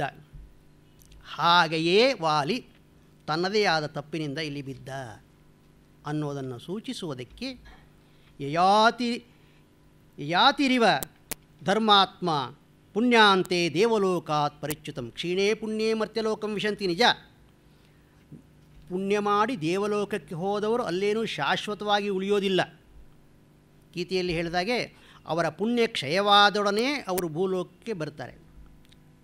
ಆದರೆ ಯಯಾತಿ ಪುಣ್ಯಕ್ಷಯವಾಗುವುದರೊಳಗಾಗಿಯೇ ತಾನಾಗಿಯೇ ಪುಣ್ಯಕ್ಷಯವನ್ನು ಮಾಡಿಕೊಂಡು ಬಂದ. ಇಲ್ಲೂ ಅಷ್ಟೇ, ವಾಲಿ ಏನು ಬಹುಕಾಲ ಬದುಕ್ತಾ ಇರಲಿಲ್ಲ. ಅವನ ಆಯುಷ್ಯಕ್ಕೂ ಒಂದು ಮಿತಿ ಇತ್ತು. ಆದರೆ ತಾನೇ ತನ್ನ ಆಯುಷ್ಯವನ್ನು ತನ್ನ ದುರ್ಬುದ್ಧಿಯಿಂದ ಕಡಿಮೆ ಮಾಡಿಕೊಂಡ. ಈ ಎಲ್ಲ ದೃಷ್ಟಿಯಿಂದ ಯಯಾತಿಯ ಹೋಲಿಕೆಯನ್ನು ವಾಲಿಗೆ ಕೊಟ್ಟಿದ್ದಾರೆ. ಆದರೆ ಯಯಾತಿ ಬಿದ್ದವನು, ದೇವೇಂದ್ರನನ್ನು ಬೈಯಲಿಲ್ಲ. ಇಲ್ಲಿ ವಾಲಿ ಬಿದ್ದವನು ರಾಮನನ್ನು ಬೈಯತೊಡಗಿದ. ಆತ ಹೇಳ್ತಾನೆ, ಏ ರಾಮ, ನೀನು ಇಂಥವನು ಅಂತ ಗೊತ್ತಿರಲಿಲ್ಲ. ತಾರಯಾ ಪ್ರತಿಷಿದ್ಧೋಪಿ ಸುಗ್ರೀವೇಣ ಸಮಾಗತಃ. ನಾನು ಬರುವಾಗ ನನ್ನ ಪತ್ನಿ ತಾರೆ ನನ್ನನ್ನು ತಡೆದಳು. ಹೋಗಬೇಡ, ಈಗ ಕೇವಲ ಸುಗ್ರೀವನಲ್ಲ, ಸುಗ್ರೀವನಿಗೆ ಒಂದು ಉತ್ತರದ ಬಲ, ಎತ್ತರದ ಬಲ ಉಂಟು. ಆ ಬಲವನ್ನು ಪಡೆದುಕೊಂಡು ಈತ ಬಂದಿದ್ದಾನೆ, ಸ್ವಲ್ಪ ಎಚ್ಚರ ಅಂತ. ನಾನು ಯಾರ ಬಲ ಅಂತ ಕೇಳಿದಾಗ ಅವಳು ಹೇಳಿದಳು, ರಘುವಂಶದ ಶ್ರೀರಾಮನ ಬಲ ಅಂತ. ನಾನು ರಘುವಂಶದ ಬಗ್ಗೆ ಕೇಳಿದ್ದೆ, ಹಾಗೆಯೇ ನಿನ್ನ ಬಗ್ಗೆಯೂ ಸ್ವಲ್ಪ ಕೇಳಿದ್ದೆ. ರಘುವಂಶ ಬಹಳ ಪುರಾತನ ವಂಶ, ಸಜ್ಜನರ ವಂಶ, ಸಚ್ಚಾರಿತ್ರರ ವಂಶ, ಧರ್ಮವಂತರ ವಂಶ. ಅಂಥ ವಂಶದಲ್ಲಿ ಹುಟ್ಟಿದಂತಹ ರಾಮ ಎಂದಿಗೂ ನನ್ನ ಮೇಲೆ ಕೈ ಮಾಡಲಾರ ಅಂತ ನಿರ್ಧಾರ ಆಗಿತ್ತು ನನಗೆ. ಯಾಕೆಂದರೆ ನಾನು ಅವನಿಗೆ ಯಾವ ತಪ್ಪು ಮಾಡಿಲ್ಲ, ಯಾವ ಅಪರಾಧವನ್ನೂ ಮಾಡಿಲ್ಲ, ನನಗೂ ಅವನಿಗೂ ಪೂರ್ವ ವೈರ ಏನೂ ಇಲ್ಲ. ಹೀಗಾಗಿ ನಿಷ್ಕಾರಣವಾಗಿ ಕೈ ಮಾಡುವಂಥವನಲ್ಲ ಅಂತ. ಇತಿಮೇ ಬುದ್ಧಿರುತ್ಪನ್ನ ಬಭೂವ ಅದರ್ಶನೇತವ. ನಿನ್ನನ್ನು ನೋಡುವವರೆಗೂ ನನಗೆ ಈ ಬುದ್ಧಿ ಇತ್ತು, ನಿನ್ನನ್ನು ನೋಡಿದ ಮೇಲೆ ಬುದ್ಧಿ ಬದಲಾಯಿತು. ಏ ರಾಮ, ಕಿವಿಗೂ ಕಣ್ಣಿಗೂ ಎಷ್ಟೊಂದು ದೂರ. ನಾನು ಕಿವಿಯಲ್ಲಿ ಕೇಳಿದ್ದೇ ಬೇರೆ, ಕಣ್ಣಿನಲ್ಲಿ ನೋಡ್ತಾ ಇರೋದೇ ಬೇರೆ. ಈಗಲೂ ಅಷ್ಟೇ, ಮರದ ಮರೆಯಿಂದ ನಿನ್ನ ಬಾಣ ಬಂದು ನನ್ನ ಎದೆಯನ್ನು ಅಪ್ಪಳಿಸಿತು. ಆಮೇಲೆ ಅದೇ ಮರದ ಸಂದಿನಿಂದ ನೀನು ಹೊರಗೆ ಬಿದ್ದೆ. ಒಂದು ವೇಳೆ ನೀನು ನನಗೆ ಬಾಣ ಬಿಟ್ಟು ಮತ್ತೆಲ್ಲಿಗೂ ಹೊರಟು ಹೋಗಿದ್ದರೆ, ಸ್ವಲ್ಪ ಕಾಲದ ಮೇಲೆ ಬಂದು ನನ್ನನ್ನು ನೋಡಿದ್ದರೆ, ಛೇ ಇದು ರಾಮ ಮಾಡಿದ ಕೆಲಸ ಅಲ್ಲ ಅಂತ ಹೇಳ್ತಾ ಇದ್ದೆ ನಾನೇ. ಆದರೆ ಈಗ ನನ್ನ ಕಣ್ಣು ಸ್ಪಷ್ಟವಾಗಿ ತೋರಿಸಿಬಿಟ್ಟಿವೆ ನೀನು ಮಾಡಿದಂಥ ಕುಕೃತ್ಯವನ್ನು. ನತ್ವಾಂ ವಿನಿಹತ ಆತ್ಮಾನಂ ಧರ್ಮಧ್ವಜಂ ಅಧಾರ್ಮಿಕಂ. ನಿನ್ನ ಸಂಸ್ಕಾರ ಎಲ್ಲವನ್ನು ನೀನು ಕಳೆದುಕೊಂಡಿದ್ದೀಯಾ. ಮತ್ತು ಅಧಾರ್ಮಿಕ, ಧರ್ಮರಹಿತ, ಆದರೆ ಧರ್ಮಧ್ವಜಿ, ಧರ್ಮಧ್ವಜ. ಧರ್ಮಧ್ವಜ ಎಂದರೆ ನಾನು ಇಂತಹ ಧರ್ಮದವನು ಅಂತ ತೋರಿಸುವುದಕ್ಕೋಸ್ಕರ ಆ ಧರ್ಮಕ್ಕೆ ಸಂಬಂಧಪಟ್ಟಂತಹ ವೇಷಭೂಷಣಗಳನ್ನು ತೊಟ್ಟುಕೊಳ್ತಾರೆ. ಅವರಲ್ಲಿ ಬರೀ ವೇಷಭೂಷಣ ಮಾತ್ರ ಇರುತ್ತದೆ, ಧರ್ಮ ಆಚರಣೆ ಇರೋದಿಲ್ಲ. ಅಂಥವರನ್ನು ಧರ್ಮಧ್ವಜಗಳು ಅಂತ ಕರೀತಾರೆ. ಮನೆ ಮುಂದೆ ದೊಡ್ಡ ಎತ್ತರವಾದ ಧರ್ಮಧ್ವಜ ನೋಡಿದರೆ, ಹೋ ಈ ಧರ್ಮಧ್ವಜವನ್ನು ಇಟ್ಟುಕೊಂಡವನು ಪರಮಧಾರ್ಮಿಕ ಅಂತ. ಮನೆಯ ಮುಂದೆ ಬೃಂದಾವನ ಇದೆ, ಆದರೆ ಒಳಗೆಲ್ಲ ಅನಾಚಾರ. ಹಾಗಾಗಿಬಿಟ್ಟಿಯಲ್ಲ ರಾಮ ನೀನು. ಏನು ನಿನ್ನ ವೇಷ? ಓಹೋ, ವಲ್ಕಲಧಾರಿ, ನಾರು ಮಡಿಯನ್ನುಟ್ಟವನು, ಉತ್ತರೀಯವನ್ನು ಹೊದ್ದವನು, ಜಟೆಯನ್ನು ಧರಿಸಿದವನು, ತಪಸ್ವಿಗಳಂತೆ ವೇಷ ಧರಿಸಿದ್ದೀಯ. ಪಾಪ ನೀನಾದರೂ ಏನು ಮಾಡ್ತೀಯ? ಮೋಸ ಮಾಡಬೇಕಾದ್ರೆ ಜನರು ಯಾವ ವೇಷಕ್ಕೆ ಗೌರವ ಕೊಡ್ತಾರೋ ಆ ವೇಷವನ್ನೇ ತೊಟ್ಟುಕೊಳ್ಬೇಕು. ಅದನ್ನು ನಂಬುತ್ತಾರೆ ಜನ. ನಿನ್ನನ್ನು ನೋಡಿದವರು ನೀವು ಮಹಾತ್ಮ ಅಂತ ತಿಳ್ಕೊಂಡ್ರು. ಆದರೆ ನನಗೆ ಗೊತ್ತಾಯ್ತಲ್ಲ, ಜಾನೇ ಪಾಪ ಸಮಾಚಾರಂ ತೃಣೈ ಕೂಪಮಿವಾವೃತಂ. ನೀನು ಪಾಪಿ, ಪಾಪಾಚಾರ ಸಂಪನ್ನ. ನೀನು ಹೇಗಿದ್ದೀಯಾ ಅಂದರೆ ಹುಲ್ಲು ಮುಚ್ಚಿದ ಬಾವಿಯಂತೆ. ಗೊತ್ತಾಗೋದಿಲ್ಲ ಅಲ್ಲಿ ಬಾವಿ ಇದೆ ಅಂತ. ಹುಲ್ಲಿದೆಯಲ್ಲ ಅಂತ ನಿಶ್ಶಂಕೆಯಿಂದ ಮನುಷ್ಯರೋ ಪ್ರಾಣಿಗಳೋ ಹೋಗ್ತವೆ, ಹೋಗಿ ಬಾವಿಯಲ್ಲಿ ಬೀಳ್ತವೆ. ಸತಾಂ ವೇಷಧರಂ ಪಾಪಂ ಪ್ರಚ್ಛನ್ನಮಿವ ಪಾವಕಂ. ಪ್ರಚ್ಛನ್ನಮಿವ ಪಾವಕಂ, ಬೂದಿ ಮುಚ್ಚಿದ ಕೆಂಡ. ಸತಾಂ ವೇಷಧರಂ, ಸಜ್ಜನರ ವೇಷವನ್ನು ಧರಿಸಿದವನು. ವೇಷವೇನೋ ಸಜ್ಜನರದು. ಎಷ್ಟು ಚೆನ್ನಾಗಿದೆಯಾ ನೋಡೋದಕ್ಕೆ, ಎಷ್ಟು ಮುಗ್ಧವಾದ ಮುಖ ನಿನ್ನದು. ಈ ಮುಖದ ಹಿಂದೆ ಒಂದು ಕ್ರೂರವಾದ ಹೃದಯ ಇದೆ ಅಂತ ಯಾವನು ತಾನೇ ಹೇಳಬಲ್ಲ. ಹೋಗಲಿ, ನೀನು ನನ್ನನ್ನು ಯಾಕೆ ಹೊಡೆದೆ? ನಾಹಂ ತ್ವಾಂ ಅಭಿಜಾನಾಮಿ. ನಾನು ನಿನಗೆ ಪರಿಚಿತ ಅಲ್ಲ. ಏನೋ ದೂರದಲ್ಲಿ ರಘುಕುಲ, ಅದಕ್ಕೆ ದಶರಥ ಎಂಬ ಒಬ್ಬ ರಾಜ, ಅವನಿಗೆ ಒಬ್ಬ ಮಗ ರಾಮ. ಇದನ್ನು ಕೇಳಿರಬಹುದು ನಾನು ಎಲ್ಲಿಯೋ. ಅದನ್ನು ಬಿಟ್ಟರೆ ನನಗೂ ನಿನಗೂ ಸಂಬಂಧ ಇಲ್ಲ. ನನ್ನನ್ನು ನೀನು ನೋಡಲಿಲ್ಲ, ನಿನ್ನನ್ನು ನಾನು ನೋಡಲಿಲ್ಲ. ನಾನೇನಾದರೂ ಅಯೋಧ್ಯೆಗೆ ಬಂದಿದ್ದನ? ಇಲ್ಲ. ನನ್ನ ಪಾಡಿಗೆ ನಾನು ನನ್ನ ರಾಜ್ಯದಲ್ಲಿ ಸುಖವಾಗಿದ್ದೆ. ವಿಷಯೇವ ಪುರೇವ, ನಿನಗೆ ಅಪಕಾರ ಮಾಡಿದ್ದು ನನಗೆ ಗೊತ್ತಿಲ್ಲ. ಈ ಜನ್ಮದಲ್ಲಿ ನಾನು ಯಾವ ಅಪಕಾರವನ್ನು ಮಾಡಿದವನಲ್ಲ. ನಿನಗೆ ಹಿಂದಿನ ಜನ್ಮದ ಕಥೆ ಗೊತ್ತಿಲ್ಲ ನನಗೆ. ಅಂದಮೇಲೆ ನನಗೆ ಯಾಕಪ್ಪ ನೀನು ಹೊಡೆದದ್ದು? ಯಾವಾಗಲಾದರೂ ನಾನು ನಿನಗೆ ಅಪಮಾನ ಮಾಡಿದ್ದೇನಾ? ಹೋಗಲಿ, ಅಪಕಾರ ಮಾಡಲಿಲ್ಲ, ನಿನ್ನ ಊರಿಗೆ ಬರಲಿಲ್ಲ, ನಿನಗೆ ಹಾನಿ ಮಾಡಲಿಲ್ಲ. ಎಲ್ಲಿಯಾದರೂ ನಿನ್ನ ಹೆಸರನ್ನೆತ್ತಿ ಬೈದಿದ್ದರೆ ಆ ದಿನ ನೀನು ನನಗೆ ಬೈದಿದ್ದೀಯಾ, ಅದಕ್ಕೆ ಸೇಡು ತೀರಿಸಿಕೊಳ್ತಾ ಇದ್ದೇನೆ ಅಂತ ಹೇಳ್ಬೋದಾಗಿತ್ತು. ಅಪಮಾನ ಮಾಡಲಿಲ್ಲ, ಯಾಕೆ ಕೊಂದೆ? ಯಾಕೆ ಕೊಂದೆ ಅಂದರೆ ಅವನಿಗೆ ನಿರ್ಧಾರ ಆಗಿದೆ ತಾನಿನ್ನು ಬದುಕೋದಿಲ್ಲ ಅಂತ, ಅದಕ್ಕೆ ಹೇಳ್ತಾ ಇದ್ದೇನೆ. ಇನ್ನು ಕೊಲ್ಲಿಲ್ವಲ್ಲ ಅಂತ ರಾಮ ಕೇಳೋ ಹಾಗಿಲ್ಲ. ಬಾಣ ಬಿಟ್ಟಿದ್ದಾನೆ, ಆ ಬಾಣ ಹೃದಯಕ್ಕೆ ನಾಟಿದೆ, ಮತ್ತೆ ಬದುಕುವ ಆಸೆ ಅವನಿಗಿಲ್ಲ. ಮತ್ತೆ ನಾವು ಎಂಥವರು? ವಾನರರು, ಫಲಮೂಲಾಶನರು. ನಮ್ಮ ಸ್ವಭಾವ ಏನು? ಹಣ್ಣನ್ನೋ ಗಡ್ಡೆಗಣಸುಗಳನ್ನೋ ತಿಂದು ಬದುಕುವವರು. ಅಂಥವರ ಮೇಲೆ ನೀನು ಕೈ ಮಾಡಿದೆಯಲ್ಲ. ಅಥವಾ ಇದು ಲೋಕದಲ್ಲಿ ಸಹಜ ಅಂತ ಹೇಳ್ಬೋದು ನೀನು. ಮೃಗ ಮೀನ ಸಜ್ಜನಾನಾಂ ತೃಣಜಲ ಸಂತೋಷ ವಿಹಿತ ವೃತ್ತೀನಾಂ ಲುಬ್ಧಕ ಧೀವರ ಪಿಶುನಾಹ ನಿಷ್ಕಾರಣ ವೈರಿಣೋ ಜಗತಿ ಅಂತ ಒಂದು ಮಾತುಂಟು. ಯಾರು ತಮ್ಮ ಪಾಡಿಗೆ ತಾವು ಇರ್ತಾರೋ, ಸಜ್ಜನರಾಗಿ ಬೇರೆ ಯಾರಿಗೂ ತೊಂದರೆ ಕೊಡದೆ ಇರ್ತಾರೋ, ಅವರಿಗೂ ಕೆಲವರು ವೈರಿಗಳಿರ್ತಾರೆ ಈ ಪ್ರಪಂಚದಲ್ಲಿ. ಅದಕ್ಕೆ 3 ಉದಾಹರಣೆ ಕೊಡ್ತಾರೆ ಸುಭಾಷಿತಕಾರ. ಮೃಗ, ಮೀನ, ಸಜ್ಜನ. ಜಿಂಕೆ, ಮೀನು ಮತ್ತು ಸತ್ಪುರುಷರು ಇವರು ಹೇಗೆ ತಮ್ಮ ಜೀವನವನ್ನು ಕಳೀತಾರೆ? ತೃಣ, ಜಲ, ಸಂತೋಷ. ಜಿಂಕೆ ತೃಣ ಅಂದರೆ ಹುಲ್ಲನ್ನು ಮೇಯ್ದುಕೊಂಡು ತನ್ನ ಪಾಡಿಗೆ ತಾನು ಬದುಕುತ್ತದೆ. ಮೀನು ನೀರಿನಲ್ಲಿ ತನ್ನ ಪಾಡಿಗೆ ತಾನೇ ಇರುತ್ತದೆ. ಸಜ್ಜನರು ತಮಗೇನಾದರೂ ಸಿಕ್ಕಲಿ ಬಿಡಲಿ ಸದಾ ಸಂತುಷ್ಟರಾಗಿ ಆನಂದದಿಂದ ಇರ್ತಾರೆ. ಅವರಿಗೆ ಈ ಮೂವರಿಗೂ 3 ಜನ ವೈರಿಗಳು ಪ್ರಪಂಚದಲ್ಲಿ. ಯಾರು ಅಂದರೆ ಲುಬ್ಧಕ, ಧೀವರ, ಪಿಶುನ. ಲುಬ್ಧಕರು ಬೇಟೆಗಾರರು, ಜಿಂಕೆಯನ್ನು ಕೊಲ್ತಾರೆ. ಧೀವರ ಬೆಸ್ತರು, ಮೀನು ಹಿಡಿತಾರೆ. 3ನೇವರು ಪಿಶುನ, ಚಾಡಿಕೋರರು, ದುಷ್ಟರು. ಅವರು ಸಜ್ಜನರ ಮೇಲೆ ಎರಗುತ್ತಾರೆ. ಯಾಕೆ ಅಂತ ಪ್ರಶ್ನೆ ಮಾಡಿದರೆ ನಿಷ್ಕಾರಣ ವೈರಿಣ, ಅವ್ರಿಗೆ ಕಾರಣ ಇಲ್ಲ. ಯಾವುದಾದ್ರೂ ಒಂದು ಕಾರಣದಿಂದ ವೈರಿಗಳಾದರೆ ಆ ಕಾರಣವನ್ನು ತೆಗೆದುಹಾಕ್ಬೋದು, ಹೋಗಲಾಡಿಸ್ಬೋದು. ನಿಷ್ಕಾರಣವಾಗಿ ವೈರಿಗಳಾದರೆ ಅಂಥವರ ವೈರವನ್ನು ಹೇಗೆ ಕಳೆಯೋದು? ಹೀಗೆ ನನ್ನಂಥ ವ್ಯಕ್ತಿಗೆ ನೀನು ನಿಷ್ಕಾರಣ ವೈರಿ. ಮತ್ತೆ ಹೋಗಲಿ, ನನ್ನನ್ನು ಹೊಡೆದೆ ನೀನು, ನಾನು ದಂಡ್ಯ ಅಂತ ಭಾವಿಸಿ ಹೊಡೆದೆ. ಆದರೆ ನಿನ್ನ ಯೋಗ್ಯತೆಯನ್ನಾದರೂ ನೀನು ನೋಡ್ಕೊಳ್ಬೇಡವಾ? ನಾನು ನಿನ್ನೊಡನೆ ಯುದ್ಧಕ್ಕೆ ಬರಲಿಲ್ಲ, ನಿನ್ನನ್ನು ನೋಡಲೂ ಇಲ್ಲ. ಇನ್ನೊಬ್ಬನೊಡನೆ ಅಂದರೆ ಸುಗ್ರೀವನೊಡನೆ ಯುದ್ಧ ಮಾಡ್ತಾ ಇದ್ದೆ. ಇನ್ನೊಬ್ಬನೊಡನೆ ಯುದ್ಧ ಮಾಡ್ತಾ ಇರುವ ಪರಸಂಗತನಾದಂಥ ನನ್ನನ್ನು ನೀನು ಹೊಡೆದೆ.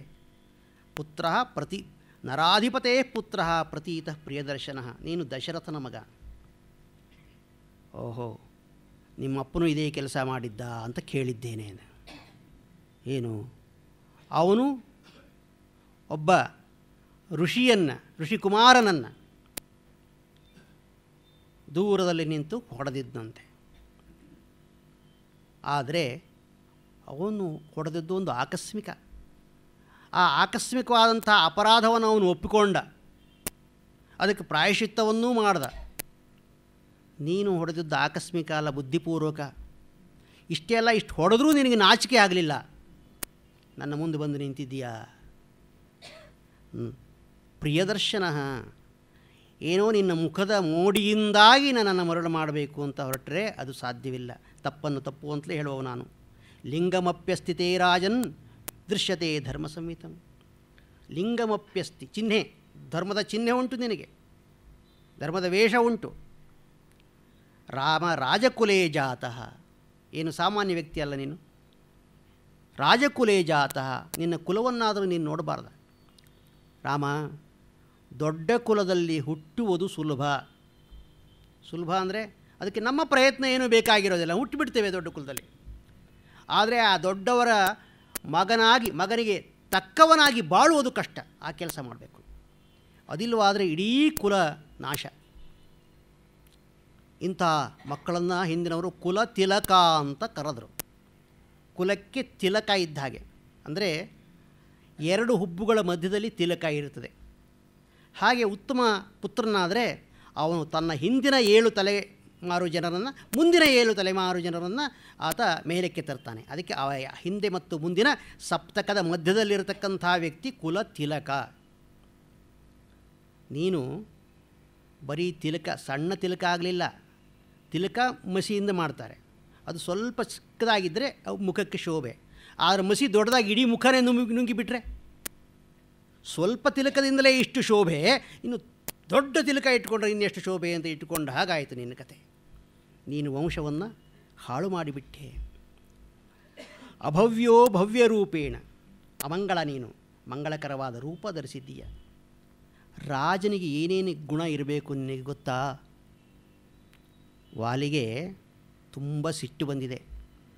ಆ ಸಿಟ್ಟಿನಲ್ಲಿ ಅವನು ಎಲ್ಲವನ್ನು ಹೇಳ್ತಾ ಹೋಗ್ತಾ ಇದ್ದಾನೆ. ಅದಿಲ್ಲವಾದರೆ ರಾಮನಿಗೆ ಇದನ್ನೆಲ್ಲ ಯಾಕೆ ಹೇಳಬೇಕಾಗಿತ್ತು? ಅವನು ಆ ಸಿಟ್ಟಿನಿಂದಾಗಿ ಅವನಿಗೆ ಏನು ಆಡಬೇಕು ಏನು ಬಿಡಬೇಕು ಗೊತ್ತಿಲ್ಲದೆ ನಾಲಿಗೆಯನ್ನು ಹರಿಬಿಟ್ಟಿದ್ದಾನೆ. ರಾಜನಾದವನು ಸಾಮ ದಾನ ಕ್ಷಮಾ ಧರ್ಮ ಸತ್ಯ ಧೃತಿ ಪರಾಕ್ರಮ ಮತ್ತು ಅಪರಾಧಿಗಳಲ್ಲಿ ದಂಡ, ಇದಿಷ್ಟು ರಾಜರ ಗುಣ. ಸಾಮ, ತನ್ನ ಶತ್ರುಗಳನ್ನು ಪ್ರೀತಿಯಿಂದ ವಶಪಡಿಸ್ಕೊಳ್ಬೇಕು, ಅಥವಾ ದಾನವನ್ನಾದರೂ ಕೊಡಬೇಕು, ಅಥವಾ ದಂಡ ಮಾಡಬೇಕು, ಅಥವಾ ಕ್ಷಮೆ, ಒಳ್ಳೆಯ ವ್ಯಕ್ತಿಗಳಲ್ಲಿ ಕ್ಷಮೆ. ದಾಕ್ಷಿಣ್ಯಂ ಸ್ವಜನೆ ದಯಾ ಪರಜನೆ ಶಾಠ್ಯಂ ಸದಾ ದುರ್ಜನೆ, ಇದೆಲ್ಲ ರಾಜನ ಗುಣಗಳು. ದಾಕ್ಷಿಣ್ಯಂ ಸ್ವಜನೆ, ತನ್ನವರಲ್ಲಿ ದಾಕ್ಷಿಣ್ಯ, ದಯಾ ಪರಜನೆ, ಮತ್ತೊಬ್ಬರಲ್ಲಿ ದಯಾ, ಶಾಠ್ಯಂ ಸದಾ ದುರ್ಜನೆ, ದುಷ್ಟರಲ್ಲಿ ಮಾತ್ರ ಧೂರ್ತತನ, ಪ್ರೀತಿ ಸಾಧುಜನೆ, ಸಜ್ಜನರಲ್ಲಿ ಪ್ರೀತಿ, ನಯೋ ನೃಪಜನೆ, ರಾಜರಲ್ಲಿ ನೀತಿ, ವಿದ್ವಜ್ಜನೇಶು ಆರ್ಜವಂ, ವಿದ್ವಾಂಸರಲ್ಲಿ ಸರಳತನ, ನೇರ ನುಡಿ ಇರಬೇಕು. ವಿದ್ವಾಂಸರಲ್ಲಿ ವಕ್ರಬುದ್ಧಿ ತೋರಿಸಬಾರದು. ಹಾಗೆ ಇಂತಹ ಗುಣವುಳ್ಳವರು ರಾಜರಾಗಿ ಬಾಳ್ತಾರೆ. ಆದರೆ ನೀನೇನು ಮಾಡಿದೆ? ಯಾವಾಗಲೂ ಗೊತ್ತಿಲ್ಲದ, ನೋಡಿಲ್ಲದ, ತಪ್ಪು ಮಾಡದ ವ್ಯಕ್ತಿಯ ಮೇಲೆ ನಿನ್ನ ಪರಾಕ್ರಮ ತೋರಿಸಿದೆ. ವಯಂ ವನಚರಾಹ, ಅಯ್ಯ ರಾಜ, ನಾವು ವನಚರರು, ವನವಾಸಿಗಳು, ತಪಸ್ವಿಗಳಿದ್ದ ಹಾಗೆ ಇದ್ದೇವೆ. ಮೂಲಫಲಾಶನಃ ಏಷಾ ಪ್ರಕೃತಿರಸ್ಮಾಕಂ. ಹೋಗಲಿ, ಈ ಹೊಡೆದಾಟಕ್ಕೆ ಕಾರಣ ಏನು? ಸಾಮಾನ್ಯವಾಗಿ ಪ್ರಪಂಚದಲ್ಲಿ ಯುದ್ಧ ಯಾಕೆ ನಡೆಯುತ್ತದೆ ಅಂದರೆ ಹೆಣ್ಣು, ಹೊನ್ನು, ಮಣ್ಣು, ಇದು ಮೂಲ ಕಾರಣ. ಭೂಮಿರ್ ಹಿರಣ್ಯಂ ರೂಪಂ, ಎಷ್ಟಕ್ಕೆ ಅಲ್ವಾ ಯುದ್ಧ ನಡೆಯೋದು?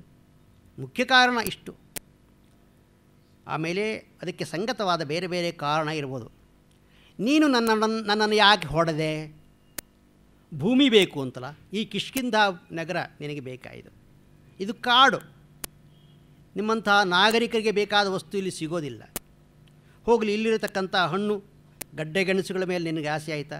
ಬೇಕಾದ ಹಾಗೆ ತೆಗೆದುಕೊಂಡು ಹೋಗ್ಬೋದಾಗಿತ್ತು ನೀನು, ನಮಗೇನು ನಷ್ಟ ಇಲ್ಲ ಅದರಿಂದ.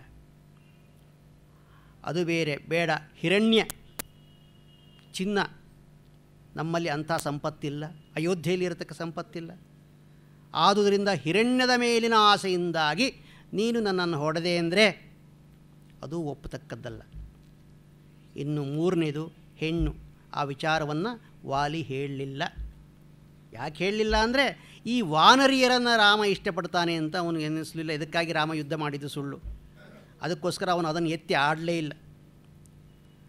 ಅತ್ರ ವನೇ ಲೋಭ ಮದೀಯೇಷು ಫಲೇಶು, ಏನೆಯೇ ಈ ವನದನ್ನು ಕಂಡು ನಿನಗೆ ಆಸೆ ಆಯಿತಾ? ಅಥವಾ ನಾನು ತಿಂತಾ ಇರೋ ಹಣ್ಣುಗಳನ್ನು ಕಂಡು ಆಸೆ ಆಯಿತಾ? ಯಾಕೆ? ರಾಜವೃತ್ತಿ ರಸಂಕೀರ್ಣ ಅನನೃಪ ಕಾಮವೃತ್ತಯ, ನಿನ್ನಲ್ಲಿ ರಾಜತ್ವ ಸರಿಯಿಲ್ಲ. ರಾಜರು ನಯ ವಿನಯ ಸಂಪನ್ನರಾಗಿರಬೇಕು, ಯಾರೊಡನೆ ಹೇಗೆ ನಡೆದುಕೊಳ್ಳಬೇಕೋ ಅದು ಗೊತ್ತಿರಬೇಕು, ಅದು ನಿನ್ನಲ್ಲಿಲ್ಲ. ಆದುದರಿಂದ ನೀನು ಅಧರ್ಮದಲ್ಲಿಯೇ ಬುದ್ಧಿಯನ್ನಿಟ್ಟೆ. ನಿನಗೆ ಧರ್ಮ ಯಾವುದು ಅಧರ್ಮ ಯಾವುದು ಗೊತ್ತಿಲ್ಲ. ನಿನ್ನ ಇಂದ್ರಿಯಗಳು ನಿನ್ನನ್ನು ಮೋಸ ಮಾಡಿದವು, ಇಂದ್ರಿಯ ಚಾಪಲ್ಯಕ್ಕೆ ಒಳಗಾದೆ. ಏನು ರಾಮನಿಗೆ ಇಂದ್ರಿಯ ಚಾಪಲ್ಯ? ಅದನ್ನು ಅಲ್ಲಿ ಹೇಳಲಿಲ್ಲ. ಅದಿಲ್ಲವಾದ್ರೆ ನನ್ನನ್ನು ಯಾಕೆ ಕೊಲ್ತಾ ಇದ್ದೆ ನೀನು? ಹೋಗಲಿ, ಆಯ್ತಪ್ಪ, ನನ್ನನ್ನು ಹೊಡೆದೆ ನೀನೇನು ಇಲ್ಲಿಯೇ ಕಿಷ್ಕಿಂಧೆಯಲ್ಲಿ ಇರುವವನ ಸದಾ? ನಾಳೆ ಅಯೋಧ್ಯೆಗೆ ಹೋಗುವವನು. ಅಯೋಧ್ಯೆ ಮತ್ತು ಕಿಷ್ಕಿಂಧೆಯ ಅಂತರ ಬಹಳ ಹೆಚ್ಚು ನಿಜ. ಆದರೆ ಇಂಥ ಸುದ್ದಿ ಬಹುಬೇಗ ಅಯೋಧ್ಯೆಗೆ ತಲುಪುತ್ತದೆ. ವಾಲಿಯನ್ನವನೊಬ್ಬನಿದ್ದ ಅಂತ ದೂರದವರೆಗೂ ನಾನು ಪ್ರಸಿದ್ಧಿಯನ್ನು ಪಡೆದಿದ್ದೇನೆ. ಈಗ ವಾಲಿ ಸತ್ತ ಅಂದರೊಡನೆ ಹೇಗೆ ಸತ್ತ ಅಂತ ಜನ ಕೇಳ್ತಾರೆ. ಆಗ ರಾಮ ಅವನನ್ನು ಕೊಂದ. ಹೇಗೆ ಕೊಂದ? ಮರೆಯಲ್ಲಿ ನಿಂತು ಕೊಂದ. ಇಷ್ಟು ವಿಚಾರ ನೀನು ಅಯೋಧ್ಯೆಗೆ ಹೋಗುವುದರೊಳಗಾಗಿ ಅಲ್ಲಿ ಹಬ್ಬಿರುತ್ತದೆ. ನಿನ್ನನ್ನು ಮಹಾಸತ್ವಗುಣ ಸಂಪನ್ನ ಧಾರ್ಮಿಕ ಅಂತ ನಂಬಿದವರಿಗೆಲ್ಲ ಒಂದು ಆಘಾತ. ಆಗ ನಿನ್ನನ್ನು ಒಳ್ಳೆ ರೀತಿಯಿಂದ ಸ್ವಾಗತ ಮಾಡ್ತಾರೆ ನಿಮ್ಮ ಜನ. ಅಯ್ಯ, ನಿಮ್ಮಲ್ಲಿ ಋಷಿಮುನಿಗಳಿದ್ದಾರೆ, ಆಚಾರವನ್ನು ಹೇಳಿಕೊಡುವಂಥ ವಸಿಷ್ಠರೇ ನಿಮ್ಮ ಕುಲ ಪುರೋಹಿತರು. ನಾಳೆ ವಸಿಷ್ಠರು ಕೇಳಿದರೆ ಏನಯ್ಯ ಹೇಳ್ತೀಯ ನೀನು? ಅವ್ರು ಕೇಳ್ತಾರೆ, ರಾಮ ಎಂಥ ಕಾರ್ಯ ಮಾಡಿದೆ ನೀನು? ಅವರಿಗೊಂದು ಉತ್ತರ ಹೇಳಬೇಡವಾ ನೀನು? ಅದನ್ನಾದರೂ ಯೋಚನೆ ಮಾಡಿದೀಯಾ? ಇಲ್ಲ, ಹೊಡೆದು ಬಿಟ್ಟೆ. ಮತ್ತು ಇನ್ನೊಂದು, ನೀನು ಧರ್ಮಶಾಸ್ತ್ರವನ್ನು ಓದಿದವನು ಅಂತ ನಾನು ಭಾವಿಸ್ತೇನೆ. ಯಾಕೆಂದರೆ ವಸಿಷ್ಠರು ನಿನ್ನ ಕುಲಪುರೋಹಿತರು. ವಿಶ್ವಾಮಿತ್ರರಿಂದಲೂ ನೀನು ಅನೇಕ ವಿಷಯಗಳನ್ನು ತಿಳ್ಕೊಂಡವನು. ಒಂದು ದೃಷ್ಟಿಯಿಂದ ನೀನು ಅದೃಷ್ಟವಂತ. ವಸಿಷ್ಠರು ವಿಶ್ವಾಮಿತ್ರರು ಅಂದರೆ ಎರಡು ಧ್ರುವ ಇದ್ದ ಹಾಗೆ. ಆ ಎರಡೂ ಧ್ರುವಗಳಿಂದಲೂ ಲಾಭ ಪಡೆದವನು ನೀನು. ಆದರೆ ಏನು ಮಾಡಿದೆ? ಆ ಲಾಭವನ್ನು ಉಳಿಸ್ಕೊಂಡ್ಯಾ? ಇಲ್ಲ. ಧರ್ಮಶಾಸ್ತ್ರ ಏನು ಹೇಳುತ್ತದೆ? ರಾಜ ಬ್ರಹ್ಮ ಗೋಗ್ನ ಚೋರ ಪ್ರಾಣಿವಧೇರತಃ ನಾಸ್ತಿಕ ಸರ್ವೇ ನಿರಯಗಾಮಿನಃ. ರಾಜನನ್ನು ಕೊಂದವನು, ಬ್ರಹ್ಮಹತ್ಯೆ ಮಾಡಿದವನು, ಗೋಹತ್ಯೆ ಮಾಡಿದವನು, ಚೋರ, ನಾಸ್ತಿಕ ಇವರೆಲ್ಲರೂ ನರಕಕ್ಕೆ ಹೋಗುತ್ತಾರೆ. ರಾಜನನ್ನು ಕೊಂದವನು ನರಕಕ್ಕೆ ಹೋಗ್ತಾನೆ. ಇದು ಧರ್ಮಶಾಸ್ತ್ರದ ಮಾತು. ವಾಲಿ ಹೇಳ್ತಾನೆ, ನನ್ನ ಮಾತಲ್ಲ, ನಾನು ರಾಜ. ಯಾಕೆ ರಾಜನನ್ನು ಕೊಂದವನು ನರಕಕ್ಕೆ ಹೋಗ್ತಾನೆ ಅಂದರೆ, ರಾಜ ದೇಶದ ವ್ಯವಸ್ಥೆಯನ್ನು ನೋಡಿಕೊಳ್ಳುವನು. ರಾಜನಿಲ್ಲ ಎಂದರೆ ದೇಶದ ವ್ಯವಸ್ಥೆ ಕೆಟ್ಟು ಹೋಗುತ್ತದೆ. ಆಗ ಯಾರೂ ಧರ್ಮವನ್ನು ಪಾಲಿಸಲು ಸಾಧ್ಯವಾಗೋದಿಲ್ಲ. ಇದು ನನ್ನ ಸೊತ್ತು ಅಂತ ಯಾವನೂ ಧೈರ್ಯವಾಗಿ ಹೇಳುವ ಹಾಗಿರೋದಿಲ್ಲ. ಇವತ್ತು ನನ್ನ ಸೊತ್ತು, ನಾಳೆ ಇನ್ಯಾವನೊಬ್ಬ ಬಂದು ಅಪಹರಿಸ್ಬೋದು. ಆಗ ಮತ್ಸ್ಯನ್ಯಾಯ ಪ್ರಪಂಚದಲ್ಲಿ ಮೂಡುತ್ತದೆ. ಮತ್ಸ್ಯನ್ಯಾಯ ಎಂದರೆ ಸಮುದ್ರದಲ್ಲಿ ಸಣ್ಣ ಮೀನನ್ನು ದೊಡ್ಡ ಮೀನು ನುಂಗೋದು, ದೊಡ್ಡ ಮೀನನ್ನು ಅದಕ್ಕೂ ದೊಡ್ಡ ಮೀನು ನುಂಗೋದು, ಅದನ್ನು ಮತ್ತೂ ದೊಡ್ಡ ಮೀನು ನುಂಗೋದು. ಇದು ಮತ್ಸ್ಯನ್ಯಾಯ. ಸಮಾಜದಲ್ಲೂ ಹಾಗೆ ದುರ್ಬಲರನ್ನು ಬಲಿಷ್ಠರು, ಅವರನ್ನು ಇನ್ನೂ ಹೆಚ್ಚು ಬಲಿಷ್ಠರು ನುಂಗುತ್ತಾರೆ. ದುರ್ಬಲರಿಗೆ ರಕ್ಷಣೆ ಇರೋದಿಲ್ಲ. ರಾಜನಿರೋದೇ ಅದಕ್ಕಾಗಿ, ದುರ್ಬಲರ ರಕ್ಷಣೆಗಾಗಿ ರಾಜ ಇರೋದು, ನ್ಯಾಯದ ರಕ್ಷಣೆಗಾಗಿ ರಾಜ ಇರೋದು. ಅಂಥ ರಾಜನನ್ನೇ ಕೊಂದರೆ ಅವನು ಪಾಪಿ, ಅವನು ನರಕಕ್ಕೆ ಹೋಗ್ತಾನೆ. ಒಂದು ವೇಳೆ ರಾಜನೇ ದುಷ್ಟನಾದರೆ ಒಂದು ಪ್ರಶ್ನೆ ಬರುತ್ತೆ. ಅಲ್ಲಿ ಕೆಲವರು ವಿಚಾರ ಮಾಡಿದ್ದಾರೆ, ಒಂದು ವೇಳೆ ರಾಜ ದುಷ್ಟನಾದರೂ ಅವನನ್ನು ಕೊಲ್ಲಬಾರ್ದು. ಯಾಕೆಂದರೆ ರಾಜ ದುಷ್ಟನಾದರೆ ಕೆಲವರ ಬಗ್ಗೆ ಮಾತ್ರ ಪಕ್ಷಪಾತ ತೋರಿಸಿಯಾನು, ಉಳಿದಂತೆ ಅವನು ಚೆನ್ನಾಗಿ ನಡ್ಕೊಳ್ತಾನೆ. ರಾಜನೇ ಇಲ್ಲವಾಗುವುದಕ್ಕಿಂತ ಒಬ್ಬ ದುಷ್ಟನಾದ ರಾಜ ಇರುವುದು ಒಳ್ಳೆಯದು. ಅದಕ್ಕೋಸ್ಕರ ರಾಜಹತ್ಯೆ ಆಗಬಾರದು. ರಾಜಹತ್ಯೆಯನ್ನು ಮಾಡಿದವನು ನರಕಕ್ಕೆ ಹೋಗ್ತಾನೆ, ಬ್ರಹ್ಮಹತ್ಯೆಯನ್ನು ಮಾಡಿದವನು ನರಕಕ್ಕೆ ಹೋಗ್ತಾನೆ, ಗೋಹತ್ಯೆಯನ್ನು ಮಾಡಿದವನು ನರಕಕ್ಕೆ ಹೋಗ್ತಾನೆ. ಮತ್ತು ನಾಸ್ತಿಕ, ವಾಲಿ ಹೇಳ್ತಾನೆ, ನಾಸ್ತಿಕನೂ ನರಕಕ್ಕೆ ಹೋಗ್ತಾನೆ. ಯಾರು ನಾಸ್ತಿಕ ಅಂದರೆ, ನಾಸ್ತಿಕ ಅನ್ನೋ ಶಬ್ದಕ್ಕೆ ಮೂಲ ಅರ್ಥ, ಆಮೇಲೆ ಅರ್ಥ ಬದಲಾವಣೆ ಆಗ್ತಾ ಬಂದಿದೆ. ಮೂಲ ಅರ್ಥ ಪರಲೋಕವನ್ನು ಒಪ್ಪದವನು ಅಂತ. ಮರಣಾನಂತರದ ಅಸ್ತಿತ್ವವನ್ನು ಯಾವನು ಒಪ್ಪುವುದಿಲ್ಲವೋ ಅವನು ನಾಸ್ತಿಕ. ಇದು ಪಾಣಿನಿಯ ಕಾಲದಲ್ಲಿ ಇದ್ದ ಅರ್ಥ. ಪಾಣಿನಿಯು ತಮ್ಮ ಸೂತ್ರದಲ್ಲಿ ಇದೇ ಅರ್ಥವನ್ನು ಹೇಳ್ತಾರೆ. ಆಮೇಲೆ ದೇವರನ್ನು ನಂಬದವನು ನಾಸ್ತಿಕ ಅನ್ನುವ ಅರ್ಥ ಬಂತು. ಕೊನೆಗೆ ವೇದವನ್ನು ಒಪ್ಪದವನು ನಾಸ್ತಿಕ ಅನ್ನುವ ಅರ್ಥದಲ್ಲಿ ಈಗ ಪರಿವಸಾನವಾಗಿದೆ. ಈಗ ನಾಸ್ತಿಕ ದರ್ಶನಗಳು ಅಂದರೆ ವೇದವನ್ನು ಒಪ್ಪದವರ ದರ್ಶನ ಅನ್ನುವ ಅರ್ಥದಲ್ಲಿ ಇದೆ. ಆದರೆ ಮೂಲ ಅರ್ಥ ಪರಲೋಕವನ್ನು ಒಪ್ಪದವನು ನಾಸ್ತಿಕ. ಪರಲೋಕವನ್ನು ಒಪ್ಪದೇ ಇದ್ದ ಮಾತ್ರಕ್ಕೆ ಅವನು ನರಕಕ್ಕೆ ಯಾಕೆ ಹೋಗಬೇಕು ಅಂತ ಕೆಲವರು ಕೇಳ್ತಾರೆ, ವಿಚಾರವಾದಿಗಳು. ಇಲ್ಲಿ ಪರಲೋಕ ಎಂದರೆ, ಪರಲೋಕವನ್ನು ಒಪ್ಪೋದು ಬಿಡೋದು ಅಂದರೆ ಏನರ್ಥ? ನಾವು ಮಾಡಿದ ಪ್ರತಿಯೊಂದು ಕರ್ಮಕ್ಕೂ ಫಲ ಇದ್ದೇ ಇದೆ. ಒಂದು ವೇಳೆ ಇಲ್ಲಿ ಇಲ್ಲದಿದ್ದರೆ ಮುಂದಿನ ಲೋಕದಲ್ಲಿ ಆದರೂ ಇದ್ದೇ ಇದೆ. ಈ ಒಂದು ನಿಶ್ಚಯ ಆಸ್ತಿಕನಿಗೆ ಇರುತ್ತದೆ. ಆಸ್ತಿಕ ಅಂದರೆ ಅವನೇ. ತಾನು ಮಾಡಿದ ಕರ್ಮಕ್ಕೆ ಒಂದು ಫಲ ಇದ್ದೇ ಇದೆ, ಅದು ಎಂದಿಗೂ ನಿಷ್ಫಲವಾಗೋದಿಲ್ಲ.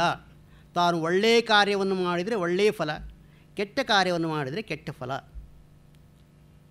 ಇಲ್ಲಿ ಸಿಗೋದಿಲ್ವಲ್ಲ. ಕೆಲವರು ದುಷ್ಟರಾಗಿ ದುಷ್ಟ ಕಾರ್ಯವನ್ನು ಮಾಡಿ ಚೆನ್ನಾಗಿ ಬದುಕಿದ್ದಾರಲ್ಲ ಅಂದರೆ ಅವರು ಮುಂದೆ ಒಂದು ಲೋಕದಲ್ಲಿ ಅದನ್ನು ಫಲವನ್ನು ಪಡೆಯುತ್ತಾರೆ.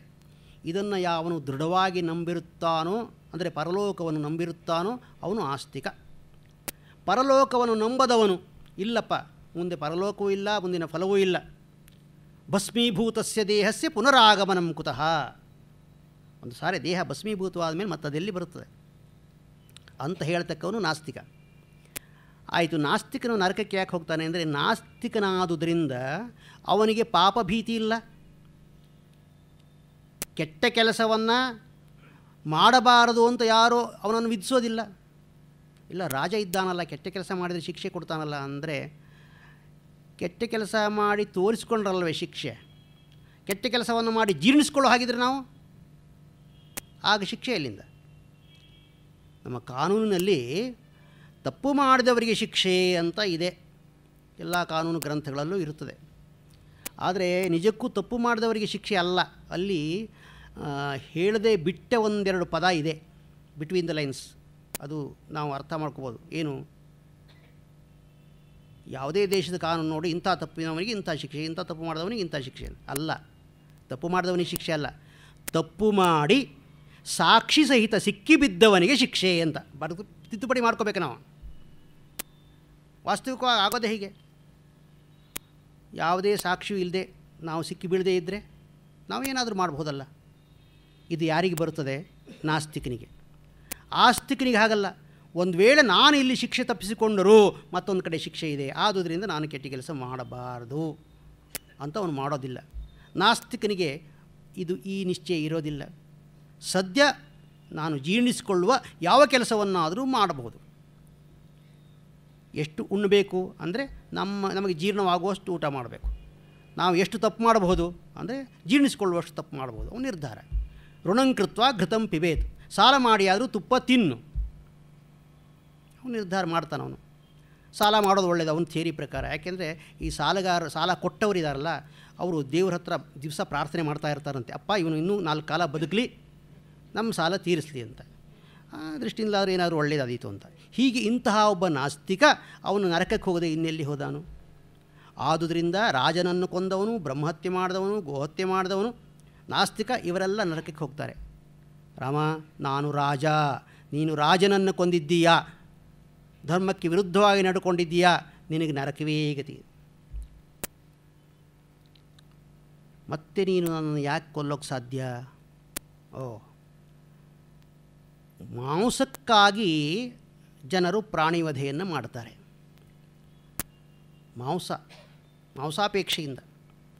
ನಾನು ಆಗಲೇ ಹೇಳಿದ ಹಾಗೆ ಜಿಂಕೆಯನ್ನು ನಿಷ್ಕಾರಣವಾಗಿ ಕೊಲ್ತಾರಲ್ಲ, ಕೊಲ್ಲೋದಿಲ್ಲ, ನಿಷ್ಕಾರಣವಾಗಿ ಅಲ್ಲ, ಅವರು ಮಾಂಸಕ್ಕಾಗಿ ಕೊಲ್ತಾರೆ.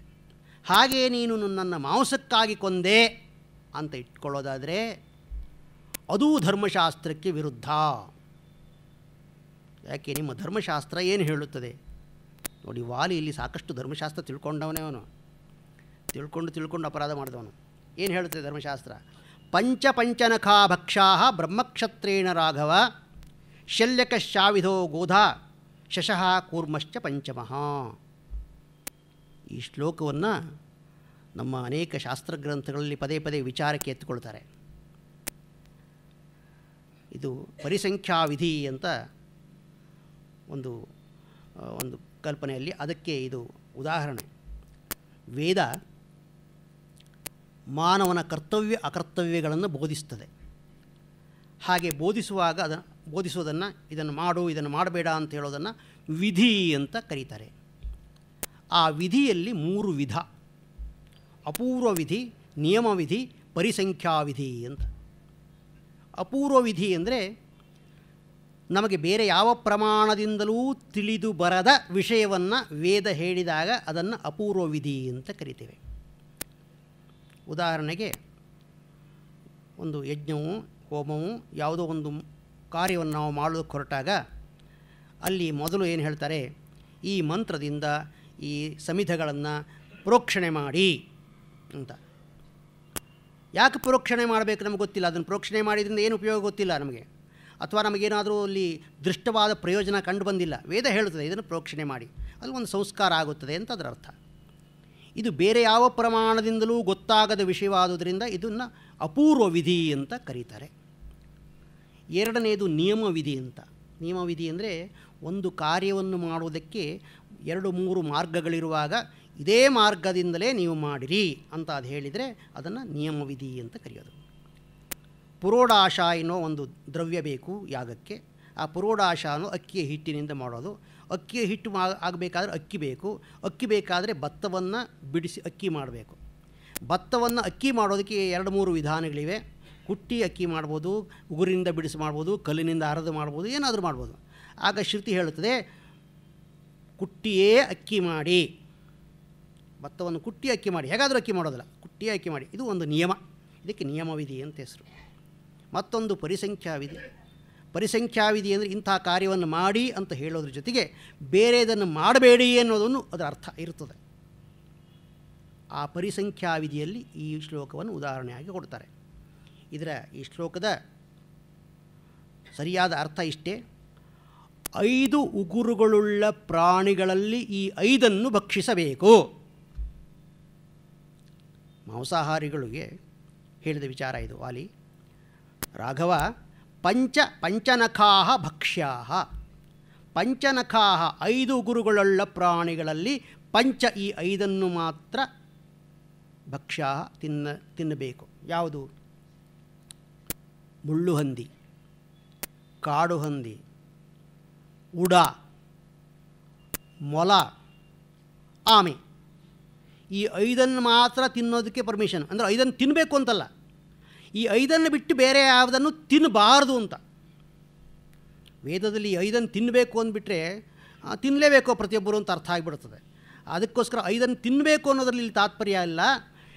ಈ 5 ಗುರುಗಳುಳ್ಳ ಪ್ರಾಣಿಗಳ ಮಾಂಸವನ್ನು ತಿನ್ನಲೇಬೇಕಾದಲ್ಲಿ ಈ 5 ಮಾತ್ರ ತಿನ್ನಬಹುದು. 5 ಬಿಟ್ಟು ಬೇರೆಯದನ್ನು ತಿನ್ನಬಾರದು. ಇಲ್ಲಿ ಜಿಂಕೆ ಮಾಂಸ ಇತ್ಯಾದಿಗಳ ಬಗ್ಗೆ ಇಲ್ಲಿ ಯಾವ ಆಕ್ಷೇಪನೂ ಇಲ್ಲ, ವಿರೋಧನೂ ಇಲ್ಲ. ಅದನ್ನು ಈ ಮಾಂಸಾಹಾರ ಅನ್ನೋದು ಸ್ವಾಭಾವಿಕ ಪ್ರವೃತ್ತಿ, ಅದನ್ನು ವೇದ ಅದರ ಬಗ್ಗೆ ಏನು ಹೇಳ್ತಾ ಇಲ್ಲ. ಆದರೆ ಈ 5 ಬಿಟ್ಟು ಬೇರೆಯದನ್ನು ತಿನ್ನಬಾರದು 5 ಗುರುಗಳುಳ್ಳ ಪ್ರಾಣಿಗಳಲ್ಲಿ. ಮತ್ತು ಪಕ್ಷಿ ಮಾಂಸ, ಮೃಗ ಮಾಂಸದ ಬಗ್ಗೆ ಈ ಮಾತೇನನ್ನು ಹೇಳ್ತಾ ಇಲ್ಲ. ಇದನ್ನು ವಾಲಿ ಹೇಳ್ತಾನೆ, ಪಂಚನಖಾಹ ಭಕ್ಷಃ. ನಿನಗೆ ತಿನ್ನಲೇಬೇಕು ಅಂತಾದರೆ ಈ 5 ಉಗುರುಗಳುಳ್ಳ 5 ಪ್ರಾಣಿಗಳನ್ನು ಮಾತ್ರ ತಿನ್ನಬಹುದು. ನಾನು ಅದರಲ್ಲಿ ಸೇರಿದವನಲ್ಲ. ಇಲ್ಲಿ ನೋಡಿ, 5ರಲ್ಲಿ ಯಾರು ಕೋತಿ ಹೆಸರೇ ಇಲ್ಲ. ಮುಳ್ಳು ಹಂದಿ ಇದೆ, ಕಾಡು ಹಂದಿ ಇದೆ, ಉಡ ಇದೆ, ಆಮೇಲೆ ಮೊಲ ಇದೆ, ಆಮೆ ಇದೆ. ಅಂದಮೇಲೆ ಇದನ್ನು ಬಿಟ್ಟು ಉಳಿದದ್ದೆಲ್ಲ ತಿನ್ನಬಾರದು. ಕೋತಿ ಮಾಂಸ ತಿನ್ನಬಾರದ್ದು, ನಿಷಿದ್ಧ, ಶಾಸ್ತ್ರ ನಿಷಿದ್ಧ. ಹೀಗಾಗಿ ಮಾಂಸದ ಆಸೆಯಿಂದ ನೀನು ತಿಂದೆ ಅಂತಲೂ ಹೇಳೋ ಹಾಗಿಲ್ಲ, ನನ್ನನ್ನು ಹೊಡೆದೆ ಅಂತಲೂ ಹೇಳೋ ಹಾಗಿಲ್ಲ. ಮಾಂಸದ ಆಸೆಯಿಂದ ಹೊಡೆದದ್ದು ಅಲ್ಲ. ಮತ್ತು ಪ್ರಾಣಿಗಳನ್ನು ಕೊಲ್ಲುವಾಗ ಬರೀ ಮಾಂಸದ ಆಸೆಯಿಂದ ಮಾತ್ರ ಕೊಲ್ತಾರಾ? ಇಲ್ಲ, ಚರ್ಮದ ದೃಷ್ಟಿ ಆಸೆಯಿಂದಲೂ ಕೊಲ್ತಾರೆ. ಮತ್ತು ಅಸ್ಥಿ, ಮೂಳೆ, ದಂತಕ್ಕಾಗಿ ಆನೆಯನ್ನು ಕೊಲ್ತಾರೆ, ಚರ್ಮಕ್ಕಾಗಿ ಹುಲಿಯನ್ನು ಕೊಲ್ತಾರೆ. ಅವುಗಳ ಮಾಂಸವನ್ನೇನು ತಿನ್ನೋದಿಲ್ಲ. ಅದಕ್ಕಾಗಿ ನೀನು ಚರ್ಮಕ್ಕಾಗಿಯೋ ಮೂಳೆಗಳಿಗಾಗಿಯೋ ನನ್ನನ್ನು ಕೊಂದೆ ಅಂದರೆ, ಅಯ್ಯೋ ರಾಮ, ನಿಮ್ಮಲ್ಲಿ ಕೋತಿ ಅತ್ಯಂತ ಅಸ್ಪೃಶ್ಯ ಜೀವಿ. ಕೋತಿಯ ಚರ್ಮವನ್ನು ನೀವು ಯಾರೂ ಮುಟ್ಟೋದಿಲ್ಲ, ಮೂಳೆಯನ್ನು ಮುಟ್ಟೋದಿಲ್ಲ. ಆದುದರಿಂದ ಕೋತಿಯ ಚರ್ಮ, ಮೂಳೆ ಎಲ್ಲ ನಿಷಿದ್ಧ ನಿಮಗೆ. ಹೀಗಾಗಿ ಅದಕ್ಕಾಗಿಯೂ ನೀನು ಹೊಡೆದಿಲ್ಲ. ಹಾಗಿದ್ದರೆ ಯಾಕೆ ಹೊಡೆದೆ ನೀನು? ತದತಿಕ್ರಮ್ಯ ಮೋಹೇನ ಕಾಲಸ್ಯ ವಶಮಾಗತಃ. ಇದೆಲ್ಲ ನೀನು ಮಾಡಿದ ಅಧರ್ಮದ ಒಂದು ಉದ್ದವಾದ ಪಟ್ಟಿ ಅಷ್ಟೇ. ರಾಮ, ನಾನು ಯುದ್ಧಕ್ಕೆ ಹೊರಡುವಾಗ ಆಗಲೇ ಹೇಳಿದ ಹಾಗೆ ತಾರೆ ನನ್ನನ್ನು ತಡೆದಿದ್ದಳು, ಸಾಕಷ್ಟು ಹಿತವಾಕ್ಯವನ್ನು ಹೇಳಿದ್ದಳು. ಆದರೆ ತಾರೆಯ ಮಾತಿಗಿಂತ ವಿಧಿಯ ಆಜ್ಞೆ ಬಹಳ ಬಿಗಿಯಾಗಿತ್ತು. ಕಾಲವಶ ನನಗೆ ಮೃತ್ಯು ಬರಬೇಕಾಗಿತ್ತು, ನಿನ್ನಿಂದ ಪೆಟ್ಟು ತಿನ್ನಬೇಕಾಗಿತ್ತು. ಅದಕ್ಕಾಗಿ ನಾನು ಅವಳ ಮಾತನ್ನು ಮೀರಿ ಇಲ್ಲಿ ಯುದ್ಧಕ್ಕೆ ಬಂದೆ. ತ್ವಯಾ ನಾಥೇನ ಕಾಕುಸ್ತ ನ ಸನಾಥ ವಸುಂಧರ. ನೀನು ಭೂಪತಿಯಂತೆ. ಎಂಥ ಭೂಪತಿ? ಧರ್ಮವನ್ನು ಬಿಟ್ಟವನು ಭೂಪತಿ ಆಗೋದಕ್ಕೆ ಸಾಧ್ಯವೇ ಇಲ್ಲ. ನೀನು ಭೂಪತಿಯಲ್ಲ, ಜನಪತಿಯೂ ಅಲ್ಲ. ನಿನ್ನನ್ನೇ ಪತಿಯನ್ನಾಗಿ ಆ ಭೂಮಿ ಆರಿಸಿಕೊಂಡ್ರೆ ಏನಾದೀತು? ಶೀಲ ಸಂಪನ್ನಳಾದಂತಹ ಒಬ್ಬ ಸ್ತ್ರೀಗೆ ಒಬ್ಬ ದುಷ್ಟನಾದ ಪತಿ ಸಿಕ್ಕಾಗ ಆಗುತ್ತದೆ ಅಷ್ಟೇ. ನೀನು ಭೂಪುತ್ರಿಯ ಪತಿ, ಭೂಪುತ್ರಿ ಸೀತೆ, ಭೂಪುತ್ರಿಯ ಪತಿ ಇರಬಹುದು, ಭೂಪತಿ ಅಲ್ಲ ನೀನು. ಭೂಪತಿಯಾಗುವ ಅರ್ಹತೆಯೂ ನಿನಗಿಲ್ಲ. ನನಗೆ ನಿನ್ನ ಬಗ್ಗೆ ಪಶ್ಚಾತ್ತಾಪ ಆಗೋದಿಲ್ಲ. ಪಾಪ ನಿನ್ನಂಥ ಮಗನನ್ನು ಹೆತ್ತನಲ್ಲ ಆ ದಶರಥ, ಅವನ ಬಗ್ಗೆ ನನಗೆ ಪಶ್ಚಾತ್ತಾಪವಾಗುತ್ತದೆ. ಏನು ಪಾಪ ಮಾಡಿ ನಿನ್ನನ್ನು ಹೆತ್ತನವನು? ಕಥಂ ದಶರಥೇನ ತ್ವಂ ಜಾತಃ ಪಾಪೋ ಮಹಾತ್ಮನ. ಒಬ್ಬ ಮಹಾತ್ಮನಂತೆ ಅವನು ದಶರಥ. ದೇವತೆಗಳಿಗೂ ಸಹಾಯ ಮಾಡಿದವನು, ಸತ್ಯಸಂಧ. ಅಂತಹ ದಶರಥನ ಪುತ್ರನಾಗಿ ನೀನು ಹೀಗೆ ಮಾಡಿದೆಯಲ್ಲ, ಅವನಿಗೆ ಎಷ್ಟು ದುಃಖ ಆಗಿರ್ಬೋದು ನಿನ್ನ ಈ ಚರಿತ್ರೆಯನ್ನು ಕೇಳಿದಾಗ. ದಶರಥ ಮರಣ ಹೊಂದಿದ್ದಾನೆ ಎನ್ನುವ ವಿಚಾರ ವಾಲಿಗೆ ಇಲ್ಲವೋ ಗೊತ್ತಿಲ್ಲ. ಅಂತೂ ಆ ದಶರಥನಿಗೆ ಈ ಲೋಕದಲ್ಲಿ ಆಗಲಿ ಪರಲೋಕದಲ್ಲಿ ಆಗಲಿ ಈ ವಿಷಯವನ್ನು ಕೇಳಿದಾಗ ದುಃಖವಾಗಿ ಆಗುತ್ತದೆ. ತನ್ನ ಮಗ ಹೀಗಾದನಲ್ಲ ಅಂತ.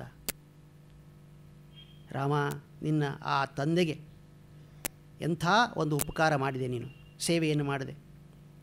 ಹೆತ್ತವರಿಗೆ ಆನಂದವನ್ನು ಉಂಟು ಮಾಡಬೇಕು ಮಕ್ಕಳು. ಹೇಳ್ತಾರೆ, ಯಾರು ಮಕ್ಕಳು ಅಂದರೆ ತಂದೆ ತಾಯಂದರಿಗೆ ಸಂತೋಷವನ್ನು ಕೊಡುವವರೇ ಮಕ್ಕಳು. ನೀನು ಸಂತೋಷವನ್ನು ಕೊಡೋದಲ್ಲ, ದುಃಖ ಕೊಡ್ತಾ ಇದ್ದೀಯಾ. ಭಿನ್ನ ಚಾರಿತ್ರ್ಯ ಕಕ್ಷೇಣ ಸತಾಂ ಧರ್ಮಾತಿವರ್ತಿನ. ಓಹೋ, ಒಟ್ಟಿನಲ್ಲಿ ನಾನು ನಾಶ ಹೊಂದಿದೆ. ರಾಮನೆಂಬ ಒಂದು ಮದ್ದಾನೆ ನನ್ನನ್ನು ತುಳಿದು ಬಿಡ್ತು. ಆ ಮದ್ದಾನೆ ಹೇಗಿದೆ ಅಂದರೆ, ಅದು ಚಾರಿತ್ರ್ಯವೆಂಬ ಸರಪಣಿಯನ್ನು ಮುರಿದು ಹೊರಬಿದ್ದಿದೆ, ಧರ್ಮವನ್ನು ಮುರಿದು ಹೊರಬಿದ್ದಿದೆ. ಮದ್ದಾನೆ ಮದೋನ್ಮತ್ತವಾಗಿದೆ, ನನ್ನನ್ನು ತುಳಿದು ಬಿಟ್ಟಿದೆ. ಅಶುಭಂಚ ಪಿಯುಕ್ತಂಚ ಸತಾಂಚೈವ ವಿಗರ್ಹಿತಂ. ಅಶುಭವಾದ ಕಾರ್ಯ ನೀನು ಮಾಡಿದ್ದು.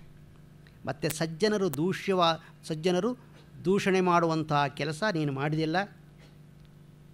ವಕ್ಷತೆ ಚೇದೃಶಂ ಕೃತ್ವ ಸದ್ಭಿಸ್ಸಹ ಸಮಾಗತಃ. ಆಮೇಲೆ ನೀನು ನಿನ್ನ ಮಿತ್ರರೊಡನೆ, ನಿನ್ನ ಗುರುಗಳೊಡನೆ, ಬಂಧು ಬಾಂಧವರೊಡನೆ ಈ ಕಥೆಯನ್ನು ಹೇಗೆ ಹೇಳ್ತೀಯ? ಎಲ್ಲರೂ ತಾವು ಮಾಡಿದ ಒಳ್ಳೆಯ ಕೆಲಸವನ್ನು ಹೇಳೋಕೋದಕ್ಕೆ ಅವಕಾಶ ಹುಡುಕ್ತಾ ಇರ್ತಾರೆ. ನಾನು ಇಂಥ ಒಳ್ಳೆಯ ಕೆಲಸ ಮಾಡಿದೆ, ಇಂಥದ್ದು ಮಾಡಿದೆ ಅಂತ. ನೀನು ಇದನ್ನು ಹೇಗೆ ಹೇಳ್ತೀಯ ಅವರೆದುರಿಗೆ? ನಾನು ಉದಾಸೀನ, ಸುಮ್ಮನೆ ಇದ್ದವನು. ನನ್ನ ಮೇಲೆ ನೀನು ಈ ಶಸ್ತ್ರಪ್ರಹಾರ ಮಾಡಿದೆ. ನಿನಗೆ ಅಪಕಾರ ಮಾಡಿದ ರಾವಣನನ್ನು ಎದುರಿಸೋಕ್ಕಾಗಿ ನಿನಗಾಗಲಿಲ್ಲ. ಅವನ ಮೇಲಿನ ಸಿಟ್ಟನ್ನು ನನ್ನ ಮೇಲೆ ತೋರಿಸ್ಕೊಂಡೆ ನೀನು. ನಾನು ಏನು ಹೇಳಲಿ? ಒಂದು ವೇಳೆ ನೀನೇನಾದರೂ ನನ್ನ ಕಣ್ಣಿಗೆ ಬಿದ್ದು ಯುದ್ಧ ಮಾಡಿದ್ದಿದ್ದರೆ ಆಗ ನಿನ್ನ ಕಥೆಯೇ ಬೇರೆ ಆಗ್ತಿತ್ತು. ನೀನು ಈಗ ಸುಗ್ರೀವನನ್ನು ಮಿತ್ರನನ್ನಾಗಿ ಮಾಡಿಕೊಂಡು ನನ್ನನ್ನು ಹೊಡೆದೆ. ಈ ಸುಗ್ರೀವ ಸೂರ್ಯನ ಮಗ, ಸೂರ್ಯಪುತ್ರ ಎಂತೇ ಪ್ರಖ್ಯಾತನಾದವನು, ಸೂರ್ಯ ತೇಜಸ್ಸಿನಿಂದ ಸಂಭೂತನಾದವನು ಸೂರ್ಯಪುತ್ರ. ನಿನಗೆ ಸೂರ್ಯಪುತ್ರನ ಮೇಲೆ ಆಸೆ ಆಯಿತು, ಪ್ರೀತಿಯಾಯಿತು. ಆದರೆ ರಾಮ, ಸೂರ್ಯನಿಗೆ ಇನ್ನೂ ಒಬ್ಬ ಮಗ ಇದ್ದಾನೆ. ಯಾರು ಅಂದರೆ ಯಮಧರ್ಮರಾಜ, ಅವನೂ ಸೂರ್ಯಪುತ್ರ. ನೀನು ನನ್ನೊಡನೆ ಯುದ್ಧ ಮಾಡುವಾಗ ಕಣ್ಣಿಗೆ ಬಿದ್ದು ಯುದ್ಧ ಮಾಡಿದರೆ ಈ ಸೂರ್ಯಪುತ್ರನ ಬದಲು ನಿನಗೆ ಆ ಸೂರ್ಯಪುತ್ರನನ್ನು ತೋರಿಸ್ತಾ ಇದ್ದೆ, ಅಲ್ಲಿಗೆ ಕಳಿಸ್ತಾ ಇದ್ದೆ ನಿನ್ನನ್ನು. ಯಾದರೂ ಒಬ್ಬ ಸೂರ್ಯಪುತ್ರ ನಿನಗೆ ಸಿಗ್ತಾ ಇದ್ದ. ಏನು ಮಾಡೋಣ? ಮರೆಯಲ್ಲಿ ನಿಂತು ಯುದ್ಧ ಮಾಡಿದೆ. ಅದ್ಯ ವೈವಸ್ವತಂ ದೇವಂ ಪಶ್ಯೇಸ್ತ್ವಂ ನಿಹತೋಮಯ. ವೈವಸ್ವತ ಯವನನ್ನು ನೀನು ನೋಡ್ತಾ ಇದ್ದೆ, ನಾನು ನಿನ್ನನ್ನು ಹೊಡೆದು ಅಲ್ಲಿಗೆ ಕಳಿಸ್ತಾ ಇದ್ದೆ. ಅದೃಶ್ಯೇನ ರಣೇ ನಿಹತಃ. ಆದರೆ ಏನು ಮಾಡೋಣ? ನೀನು ಮರೆಯಲ್ಲಿ ನಿಂತು ನನ್ನನ್ನು ಹೊಡೆದೆ, ಅದೃಶ್ಯನಾದ ನೀನು ನನ್ನನ್ನು ಸಾಯಿಸಿದೆ. ಹೇಗೆ ಹೇಗೆ ಅಂದರೆ ಉದಾಹರಣೆ ಕೊಡ್ತಾನೆ ವಾಲಿ. ಒಬ್ಬ ಮದ್ಯಪಾನ ಮಾಡಿ ಮದೋನ್ಮತ್ತನಾಗಿ ಎಚ್ಚರ ತಪ್ಪಿ ಬಿದ್ದ ವ್ಯಕ್ತಿಯನ್ನು ಸರ್ಪ ಬಂದು ಕಚ್ಚಿದ ಹಾಗೆ. ನಾನು ಯುದ್ಧದಿಂದ ಮದೋನ್ಮತ್ತನಾಗಿದ್ದೆ, ಹಾಗೆ ಎಚ್ಚರ ತಪ್ಪಿದ ನನ್ನನ್ನು ನೀನು ಕಚ್ಚಿದೆ, ಮರೆಯಲ್ಲಿ ನಿಂತು ಕಚ್ಚಿದೆ, ಸರ್ಪದ ಹಾಗೆ ಅಂದರೆ ನೀನು ವಿಷಸರ್ಪ ಅಂತ ಸೂಚನೆ ಕೊಡ್ತಾನೆ ವಾಲಿ. ಹೋಗಲಿ, ಇಷ್ಟೆಲ್ಲ ಯಾಕೆ ಮಾಡಿದೆ ರಾಮ? ಒಂದು, ನಿನಗೆ ಸುಗ್ರೀವನ ಮೇಲೆ ಪ್ರೀತಿ ಯಾಕೆ ಬಂತು? ಸುಗ್ರೀವನ ಮೇಲೆ ಪ್ರೀತಿಗಾಗಿ ನೀನು ಮಾಡಿದ್ದಲ್ಲ. ವಾಸ್ತವಿಕ ಸಂಗತಿ ಅಂದರೆ ನಿನಗೆ ನಿನ್ನ ಹೆಂಡತಿ ಬೇಕಾಗಿದೆ, ಹೆಂಡತಿಯನ್ನು ಪಡೀಬೇಕು, ಯಾವ ಉಪಾಯದಿಂದ ಆದರೂ ಪಡೀಬೇಕು. ಅದಕ್ಕಾಗಿ ನೀನು ಸುಗ್ರೀವನನ್ನು ಆಶ್ರಯಿಸಿದೆ.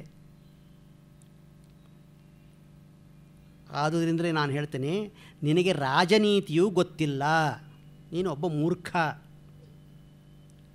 ಯಾರನ್ನು ಹಿಡಿದರೆ ಯಾವ ಕೆಲಸವಾಗುತ್ತದೆ ಅಂತ ಗೊತ್ತಿಲ್ಲದಿದ್ದರೆ ಅವನು ರಾಜ ಹೇಗಾಗ್ತಾನೆ?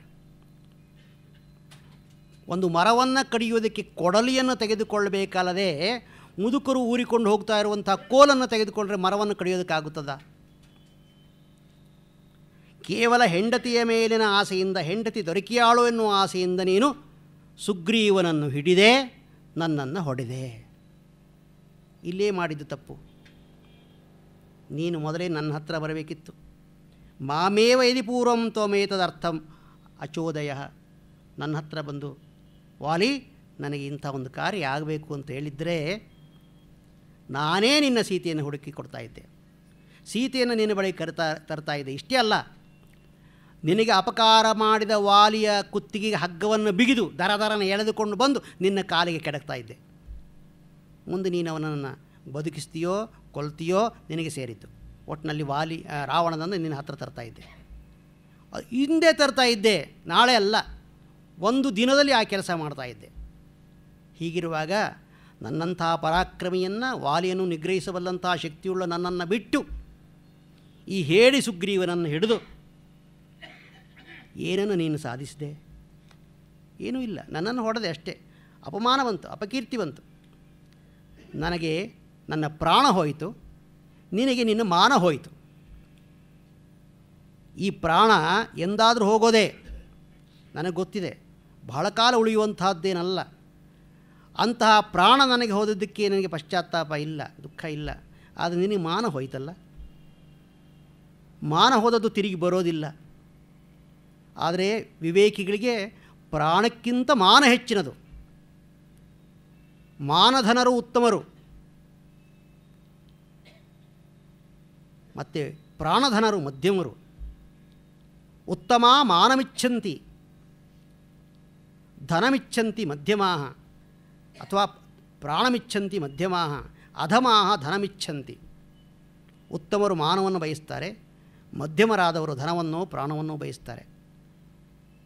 ನೀನು ಮಾನವನ್ನು ಬಯಸುವವನಾಗಿದ್ದರೆ, ಉತ್ತಮನಾಗಿದ್ದರೆ ಮಾನ ರಕ್ಷಣೆ ಮಾಡಿಕೊಳ್ಳಬೇಕಾಗಿತ್ತು. ನನ್ನ ಪ್ರಾಣ ಮಾತ್ರ ಹೋದದ್ದಲ್ಲ, ನಿನ್ನ ಮಾನವೂ ಹೋಯಿತು.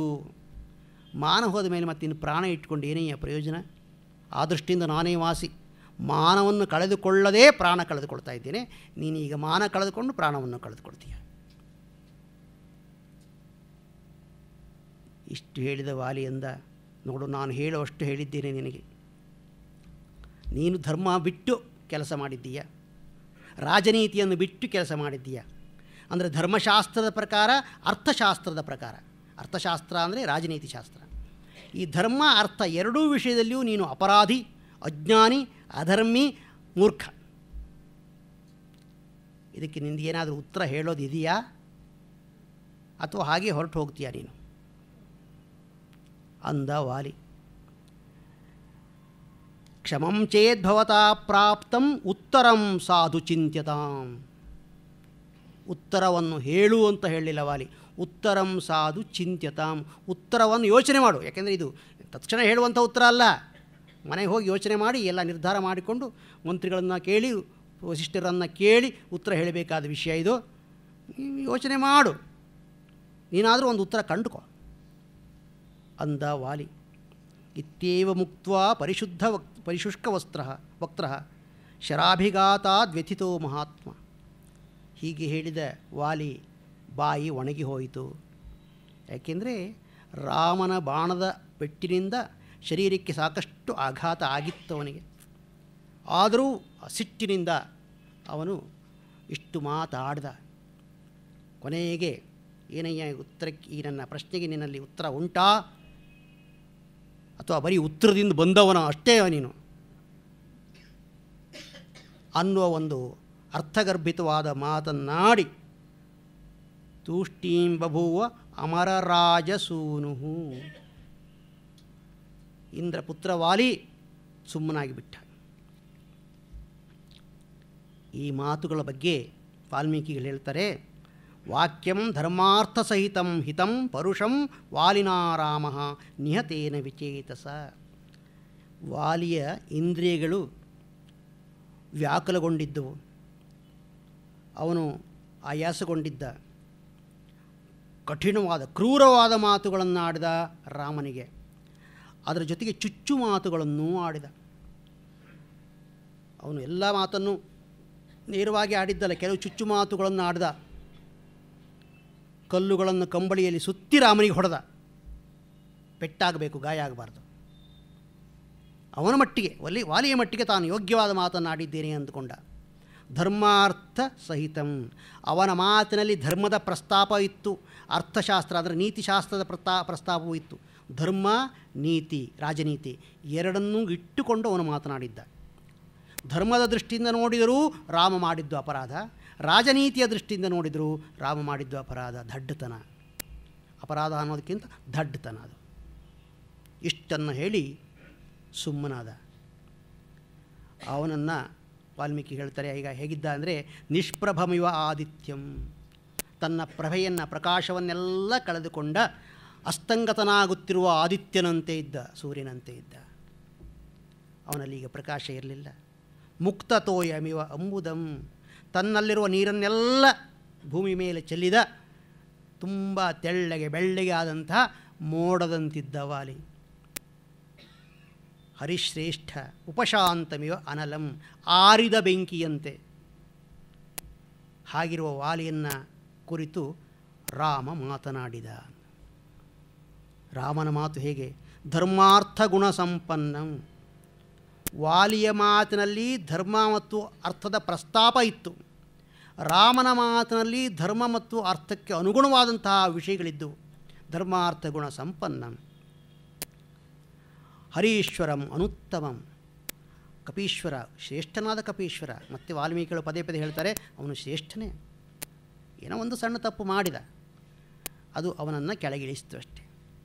ಆ ಕಪೀಶ್ವರನನ್ನು ಕುರಿತು ರಾಮ ಮಾತನಾಡ್ತಾನೆ. ವಾಲಿ, ನಿನ್ನ ಪ್ರಶ್ನೆಗಳಿಗೆ ಉತ್ತರವನ್ನು ಹೇಳುವುದಕ್ಕೆ ಏನು ಬಹುಕಾಲದವರೆಗೆ ಯೋಚನೆ ಮಾಡಬೇಕಾಗಿಲ್ಲ, ಮತ್ತಾರನ್ನು ಕೇಳಬೇಕಾಗಿಲ್ಲ. ನಾನು ಏನು ಕಾರ್ಯವನ್ನು ಮಾಡಿದ್ದೇನೋ ಅದರ ಪೂರ್ವಾಪರಗಳನ್ನು ಯೋಚನೆ ಮಾಡಿಯೇ ಮಾಡಿದ್ದೇನೆ, ಮಾಡುತ್ತೇನೆ.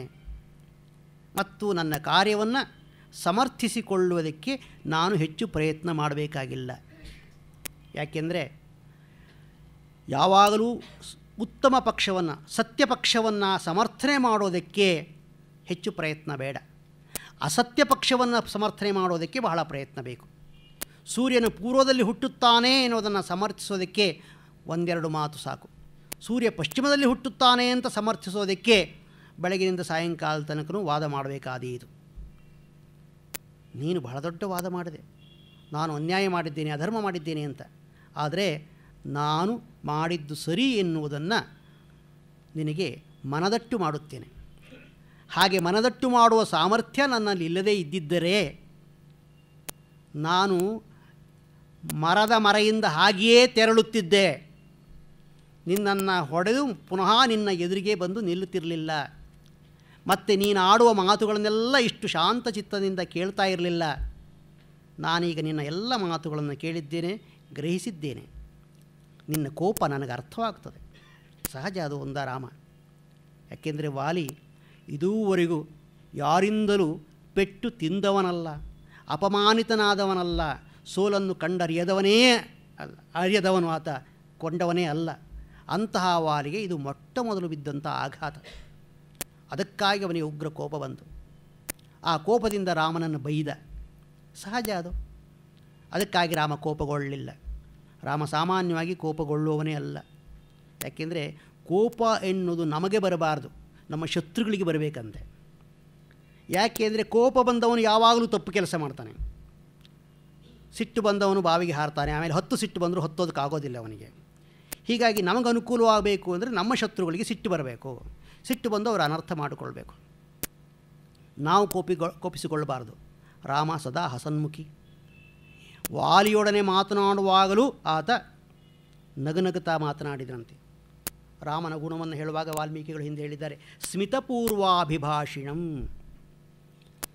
ಏನು ಮಾತನಾಡಬೇಕಾದರೂ ಆತ ಮಂದಹಾಸದೊಡನೆ ಮಾತನಾಡ್ತಾ ಇದ್ದ, ಮುಖ ಗಂಟಿಕ್ಕಿಕೊಂಡು ಮಾತನಾಡ್ತಿರಲಿಲ್ಲ. ನಮ್ಮ ಮಾತಿನ ಉದ್ದೇಶ ಏನು? ನಮ್ಮ ಮಾತನ್ನು ಕೇಳುವವರು ಅದನ್ನು ಸಂತೋಷದಿಂದ ಕೇಳಬೇಕು, ಕೇಳಿ ಒಪ್ಪಬೇಕು ಅಂತ. ನಮ್ಮ ಮಾತನ್ನು ಅವರು ಒಪ್ಪಬೇಕಾದರೆ ಅವರಿಗೆ ನಮ್ಮಲ್ಲಿ ಒಂದು ರೀತಿಯಾದ ಆತ್ಮೀಯತೆ ಉಂಟಾಗಬೇಕು, ಪ್ರೀತಿ ಉಂಟಾಗಬೇಕು. ನಮ್ಮವರು ಹೇಳಿದ ಮಾತನ್ನು ನಾವು ಎಷ್ಟು ಸಂತೋಷದಿಂದ ಕೇಳ್ತೇವೋ ಮತ್ತೊಬ್ಬರು ಹೇಳಿದ ಮಾತನ್ನು ಕೇಳೋದಿಲ್ಲ. ಹಾಗೆ ನೋಡಿದರೆ ನಮ್ಮವರು ಹೇಳುವ ಮಾತನ್ನೇ ಇನ್ನೊಬ್ಬರು ಹೇಳ್ಬೋದು, ಆದರೆ ನಮ್ಮವರ ಮಾತಿನಲ್ಲಿ ನಮಗೆ ಒಂದು ರೀತಿಯಾದಂಥ ಆತ್ಮೀಯತೆ ಇರುತ್ತದೆ, ಕೇಳೋಣ ಅಂತ ಅನ್ನಿಸ್ತದೆ. ಹಾಗೆ ಅನ್ನಿಸಬೇಕಾದರೆ ನಾವು ನಮ್ಮ ಮುಖಭಾವವನ್ನು ಅದಕ್ಕೆ ತಕ್ಕಂತೆ ಇಟ್ಟುಕೊಂಡಿರಬೇಕು, ಸಂತೋಷದಿಂದ ಮಾತನಾಡಬೇಕು. ರಾಮ ಆ ಸ್ವಭಾವದಲ್ಲಿ ನಿಪುಣ. ಸ್ಮಿತಪೂರ್ವ ಅಭಿಭಾಷಿ, ಪ್ರಸನ್ನವದನನ್ನಾಗಿ ಹೇಳ್ದ. ವಾಲಿ, ನೀನು ಇದು ಅಧರ್ಮ ಅಧರ್ಮ ಅಂತ ಅಂದುಬಿಟ್ಟೆ. ಯಾವುದು ಧರ್ಮ ಯಾವುದು ಅಧರ್ಮ ಎನ್ನುವುದನ್ನು ಎಷ್ಟು ಸುಲಭವಾಗಿ ನೀನು ನಿರ್ಧಾರ ಮಾಡಿಬಿಟ್ಟೆ ನೋಡು. ನೀನೊಬ್ಬ ಮಹಾಪಂಡಿತ. ಎಂತೆಂತಹ ಮಹರ್ಷಿಗಳು ಕೂಡ ಧರ್ಮವನ್ನು ಇದಮಿತ್ತಂ ಅಂತ ನಿರ್ಣಯ ಮಾಡೋದಕ್ಕೆ ಹಿಂದೆ ಮುಂದೆ ನೋಡ್ತಾರೆ. ಯಾವುದು ಧರ್ಮ ಅನ್ನೋದನ್ನು ಕೇಳಿದರೆ ಉತ್ತರಿಸೋದು ಕಷ್ಟ ಅವರಿಗೆ ಅಂದ ರಾಮ. ಇದಕ್ಕೆ ಉದಾಹರಣೆಯನ್ನು ನಾವು ಅನೇಕ ಕಡೆ ನೋಡ್ತೇವೆ. ಮಹಾಭಾರತದಲ್ಲೇ ಒಂದು ಮಾತು ಬರ್ತದಲ್ಲ, ಯಕ್ಷ ಧರ್ಮರಾಯನ ಹತ್ರ ಕೇಳ್ತಾನೆ, ಕೋ ಧರ್ಮ ಅಂತ. ಧರ್ಮ ಅಂದರೆ ಯಾವುದಪ್ಪ? ಅವನು ಧರ್ಮರಾಜ ಅಂತ ಹೆಸರಿಟ್ಕೊಂಡಿದ್ದಾನೆ. ಧರ್ಮರಾಜ ಅಂತ ಹೆಸರಿಟ್ಕೊಂಡಿದ್ದರಿಂದ ಇವನಿಗೆ ಧರ್ಮ ಅನ್ನೋದು ಚೆನ್ನಾಗಿ ಗೊತ್ತಿರಬೇಕಲ್ಲ. ಅದಿಲ್ವಾದರೆ ಅವನು ಧರ್ಮರಾಜ ಹೇಗಾಗ್ತಾನೆ ಅಂತಲೋ ಏನೋ ಯಕ್ಷ ಅವನ ಹತ್ರ ಕೇಳ್ತಾನೆ, ಕೋ ಧರ್ಮ ಅಂತ. ಅದಕ್ಕೆ ಧರ್ಮರಾಯ ಏನು ಉತ್ತರ ಕೊಡ್ತಾನೆ? ಶ್ರುತಿರ್ವಿಭಿನ್ನ ಸ್ಮೃತಯಶ್ಚ ಭಿನ್ನಾ ನೈಕೋ ಋಷಿರ್ಯಸ್ಯ ವಚಃ ಪ್ರಮಾಣಂ ಧರ್ಮಸ್ಯ ತತ್ವಂ ನಿಹಿತಂ ಗುಹಾಯಂ. ಧರ್ಮ ಅಂದರೆ ವೇದದಲ್ಲಿ ಹೇಳಿದ್ದೇ ಧರ್ಮ ಅಂತಾರೆ, ಆದರೆ ವೇದ ಕೂಡ ಬೇರೆ ಬೇರೆ ರೀತಿಯಲ್ಲಿ ಹೇಳುತ್ತದೆ. ಆಮೇಲೆ ನಮ್ಮ ಋಷಿಗಳನ್ನ ನೋಡಿದರೆ ಅವರು ಬೇರೆ ಬೇರೆ ಋಷಿಗಳಿದ್ದಾರೆ, ಸ್ಮೃತಿಗಳು ನೋಡಿದರೆ ಬೇರೆ ಬೇರೆ ಆಚಾರ ವಿಚಾರಗಳನ್ನು ಹೇಳ್ತವೆ. ಹೀಗಾಗಿ ಧರ್ಮ ಅನ್ನೋದು ಬಹಳ ಗುಟ್ಟಾಗಿರೋದು.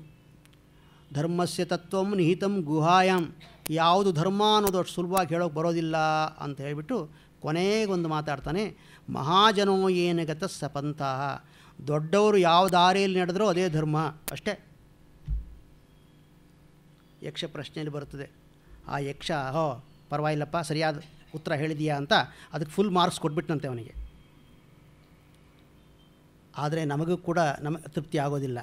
ಮತ್ತೊಂದು ಪ್ರಶ್ನೆ ಬಂದೇ ಬರ್ತದೆ, ಸ್ವಾಮಿ ಆ ದೊಡ್ಡವರು ಅಂದರೆ ಯಾರು ಸ್ವಲ್ಪ ಹೇಳ್ತೀರಾ ಅಂತ. ದೊಡ್ಡವರು ಹೋಗಿದ್ದೇ ಧರ್ಮ ಒಪ್ಕೊಳ್ಳೋಣ, ಆ ದೊಡ್ಡವರು ಯಾರು?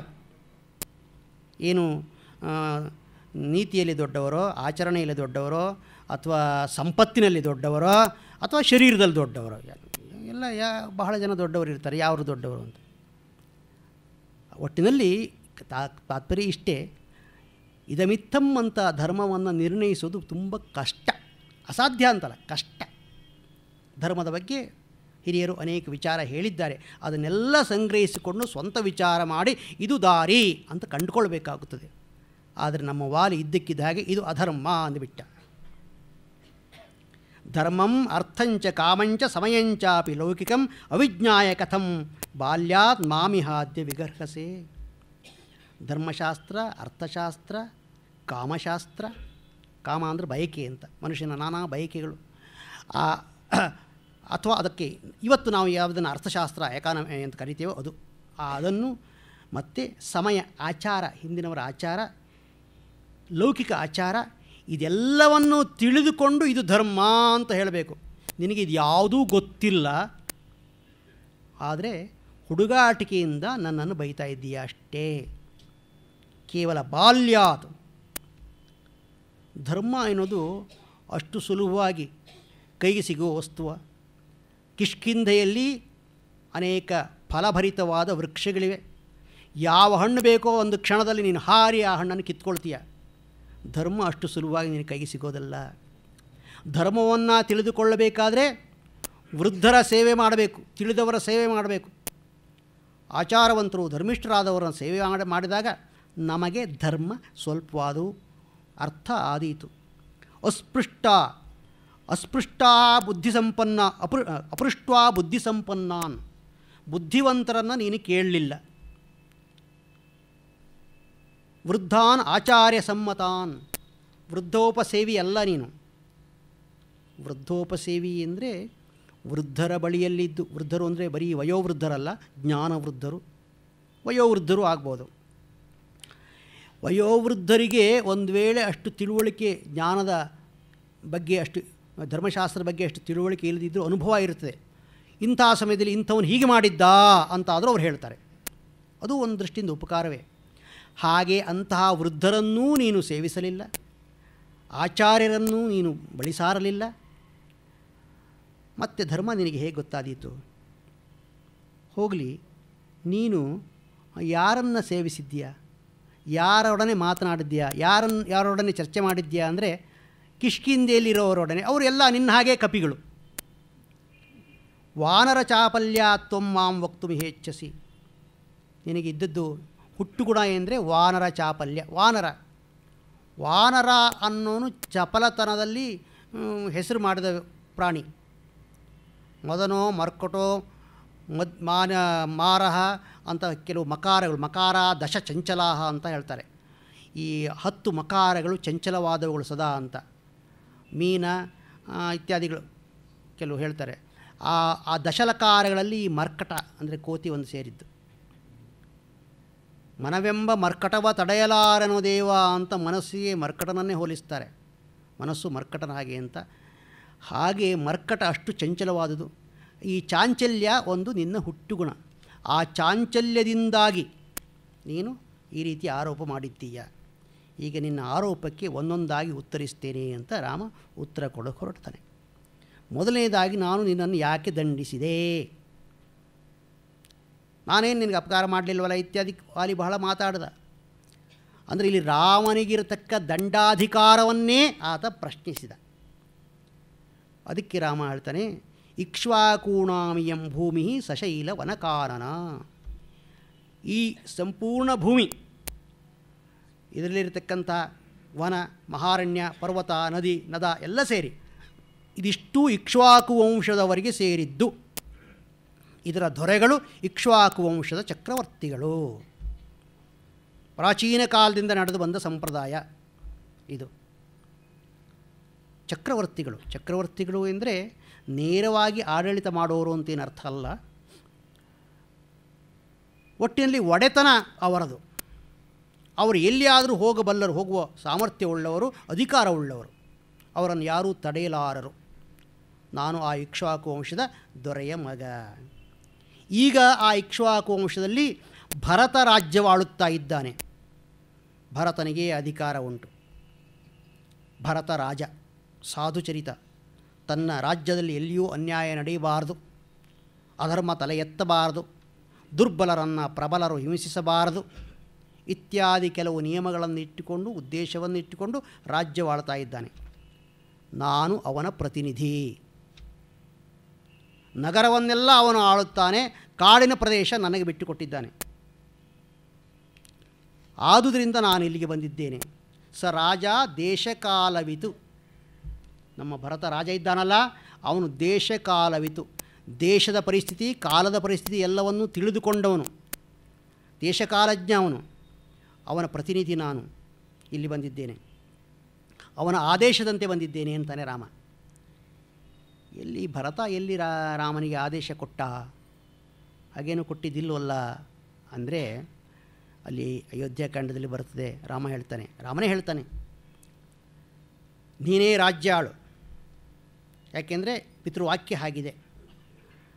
ನೀನು ನಗರ ಪ್ರದೇಶವನ್ನು ಆಳ್ತಾ ಇರೋ, ನಾನು ಅರಣ್ಯಕ್ಕೆ ಹೋಗಿ ಅಲ್ಲಿರೋ ಪ್ರದೇಶವನ್ನು ನೋಡಿಕೊಳ್ತೇನೆ. ಇದು ರಾಮಂದೇ ಮಾತು ಅಲ್ಲಿ. ಇದಕ್ಕೆ ಭರತ ಪ್ರತಿ ಹೇಳಲಿಲ್ಲ. ಪ್ರತಿ ಹೇಳಲಿಲ್ಲ ಅಂದರೆ ಮೌನಂ ಸಮ್ಮತಿ ಲಕ್ಷಣಂ. ಭರತ ಒಪ್ಪಿದ ಹಾಗೆ. ಭರತ ಒಪ್ಪೋದೇನು? ರಾಮನ ಮಾತಿಗೆ ಎಂದು ಎದುರು ಆಡದವನೇ ಅಲ್ಲ, ಆಡುವವನೂ ಅಲ್ಲ ಅವನು. ಅದನ್ನೇ ಇಟ್ಕೊಂಡು ರಾಮ ಇಲ್ಲಿ ಹೇಳ್ತಾ ಇದ್ದಾನೆ. ಮತ್ತೆ ಅಲ್ಲಿ ನಡೆದ ಕಥೆಯನ್ನೆಲ್ಲ ವಾಲಿ ಮುಂದೆ ಇವನು ಯಾಕೆ ಹೇಳಬೇಕು? ಯಾಕೆಂದರೆ ವಾಲಿ ಒಬ್ಬ ಹೊರಗಿನವನು. ಹೊರಗಿನವರ ದೃಷ್ಟಿಯಲ್ಲಿ ನಾವೆಲ್ಲ ಒಂದೇ ಅನ್ನೋದನ್ನು ತೋರಿಸ್ಕೊಳ್ಬೇಕು ಬುದ್ಧಿವಂತನಾದವನು.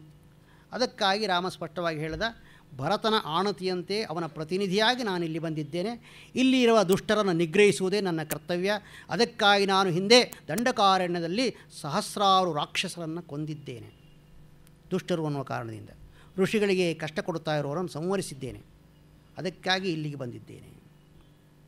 ದೇವಯಂ ಧರ್ಮನಿಭ್ರಷ್ಟಂ ಸ್ವಧರ್ಮೇ ಪರಮೇ ಸ್ಥಿತಾ ಭರತಾಜ್ಞಾಂ ಪುರಸ್ಕೃತ್ಯ ನಿಗೃಹ್ಣೀಮೋ ಯಥಾವಿಧಿ. ಅಂಥ ನಾವು ಅಂದರೆ ಭರತನ ಪ್ರತಿನಿಧಿಗಳಾದ ನಾವು ಯಾರು ಧರ್ಮಭ್ರಷ್ಟರೋ, ಯಾರು ಅನಾಚಾರಿಗಳೋ, ದುರಾಚಾರಿಗಳೋ ಅವರನ್ನು ಶಿಕ್ಷಿಸುತ್ತೇವೆ. ಯಥಾವಿಧಿ, ವಿಧಿವತ್ತಾಗಿ. ಹೇಗೆ ಶಿಕ್ಷಿಸಬೇಕೋ ಹಾಗೆ. ಶಿಕ್ಷೆಯಲ್ಲಿ ನಾನಾ ರೀತಿ ಇರುತ್ತದೆ, ಒಂದೇ ರೀತಿಯಲ್ಲ. ಅವರವರ ಯೋಗ್ಯತೆಗೆ ಅನುಸಾರವಾಗಿ ಶಿಕ್ಷೆ. ಹಾಗೆ ನಾವು ಶಿಕ್ಷಿಸ್ತೇವೆ. ನಿನ್ನನ್ನು ನಾನು ಯಾಕೆ ಶಿಕ್ಷಿಸಿದೆ? ಎರಡನೇ ಪ್ರಶ್ನೆ. ನೀನು ಕರ್ಮಣಾಚ ವಿಗರ್ಹಿತ, ಕೆಟ್ಟ ಕೆಲಸವನ್ನು ನೀನು ಮಾಡಿದ್ದೀಯ, ಧರ್ಮಭ್ರಷ್ಟ ನೀನು. ಕಾಮತಂತ್ರ ಪ್ರಧಾನಶ್ಚ. ನಮ್ಮ ಪ್ರಾಚೀನರು ಧರ್ಮ, ಅರ್ಥ, ಕಾಮ, ಮೋಕ್ಷ ಎಂದು 4 ಪುರುಷಾರ್ಥಗಳಾಗಿ ಪರಿಗಣಿಸಿದ್ದಾರೆ. ಪುರುಷಾರ್ಥ ಅಂದರೆ ಮನುಷ್ಯನು ಸಾಧಿಸಬೇಕಾದದ್ದು, ಮನುಷ್ಯನ ಪರಮ ಗುರಿ. ಅದರಲ್ಲಿ ಮೋಕ್ಷ ಅನ್ನೋದು ಪರಮೋಚ್ಚ ಗುರಿ. ಅದು ಕೇವಲ ಅಜ್ಞಾನಿಗಳಿಗೆ. ಉಳಿದ ಧರ್ಮ, ಅರ್ಥ, ಕಾಮ ಇದು ಸಾಮಾನ್ಯರಿಗೂ ಬೇಕಾದದ್ದು, ಎಲ್ಲರೂ ಇದನ್ನು ಪಡೆಯತಕ್ಕಂಥದ್ದು. ಧರ್ಮ ವೇದೋಕ್ತವಾದಂತಹ ಆಚರಣೆ, ಅದು ಧರ್ಮ. ಅದು ಪರಲೋಕದಲ್ಲಿ ಉತ್ತಮ ಗತಿಯನ್ನು ಕೊಡುವಂಥದ್ದು. ಎರಡನೆಯದು ಅರ್ಥ. ಅರ್ಥ ಎಂದರೆ ಸಂಪತ್ತು, ಅಧಿಕಾರ, ವ್ಯವಹಾರ, ಇದೆಲ್ಲ ಅರ್ಥದೊಳಗೆ ಸೇರ್ತವೆ. ವಸ್ತುಗಳನ್ನು ಸಂಪಾದಿಸೋದು ಇತ್ಯಾದಿ. ಮೂರನೆಯದು ಕಾಮ ಅಂದರೆ ಉಪಭೋಗ. ನಮ್ಮ ಶರೀರಕ್ಕೆ, ಪಂಚೇಂದ್ರಿಯಗಳಿಗೆ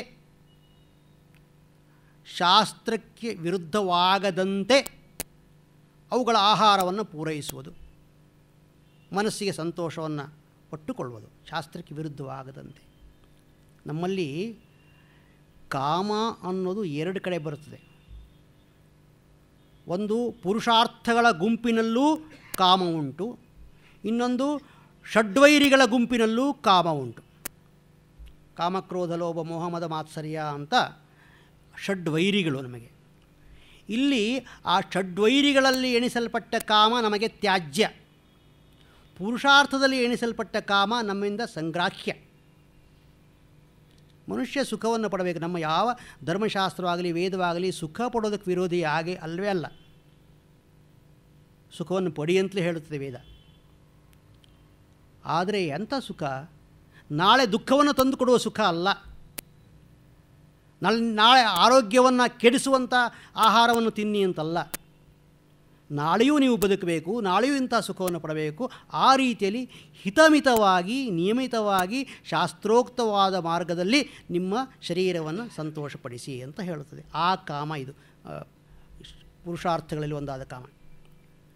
ಆದರೆ ವಾಲಿ, ನೀನು ಕಾಮಪ್ರಧಾನನಾಗಿಬಿಟ್ಟೆ. ಧರ್ಮ, ಅರ್ಥ, ಕಾಮಗಳು ಮೂರೂ ಕೂಡ ಮನುಷ್ಯರಲ್ಲಿರಬೇಕು. ಹೇಗಿರಬೇಕು ಅಂದರೆ ಒಂದು ಮತ್ತೊಂದನ್ನು ಮೀರದೇ ಇರಬೇಕು.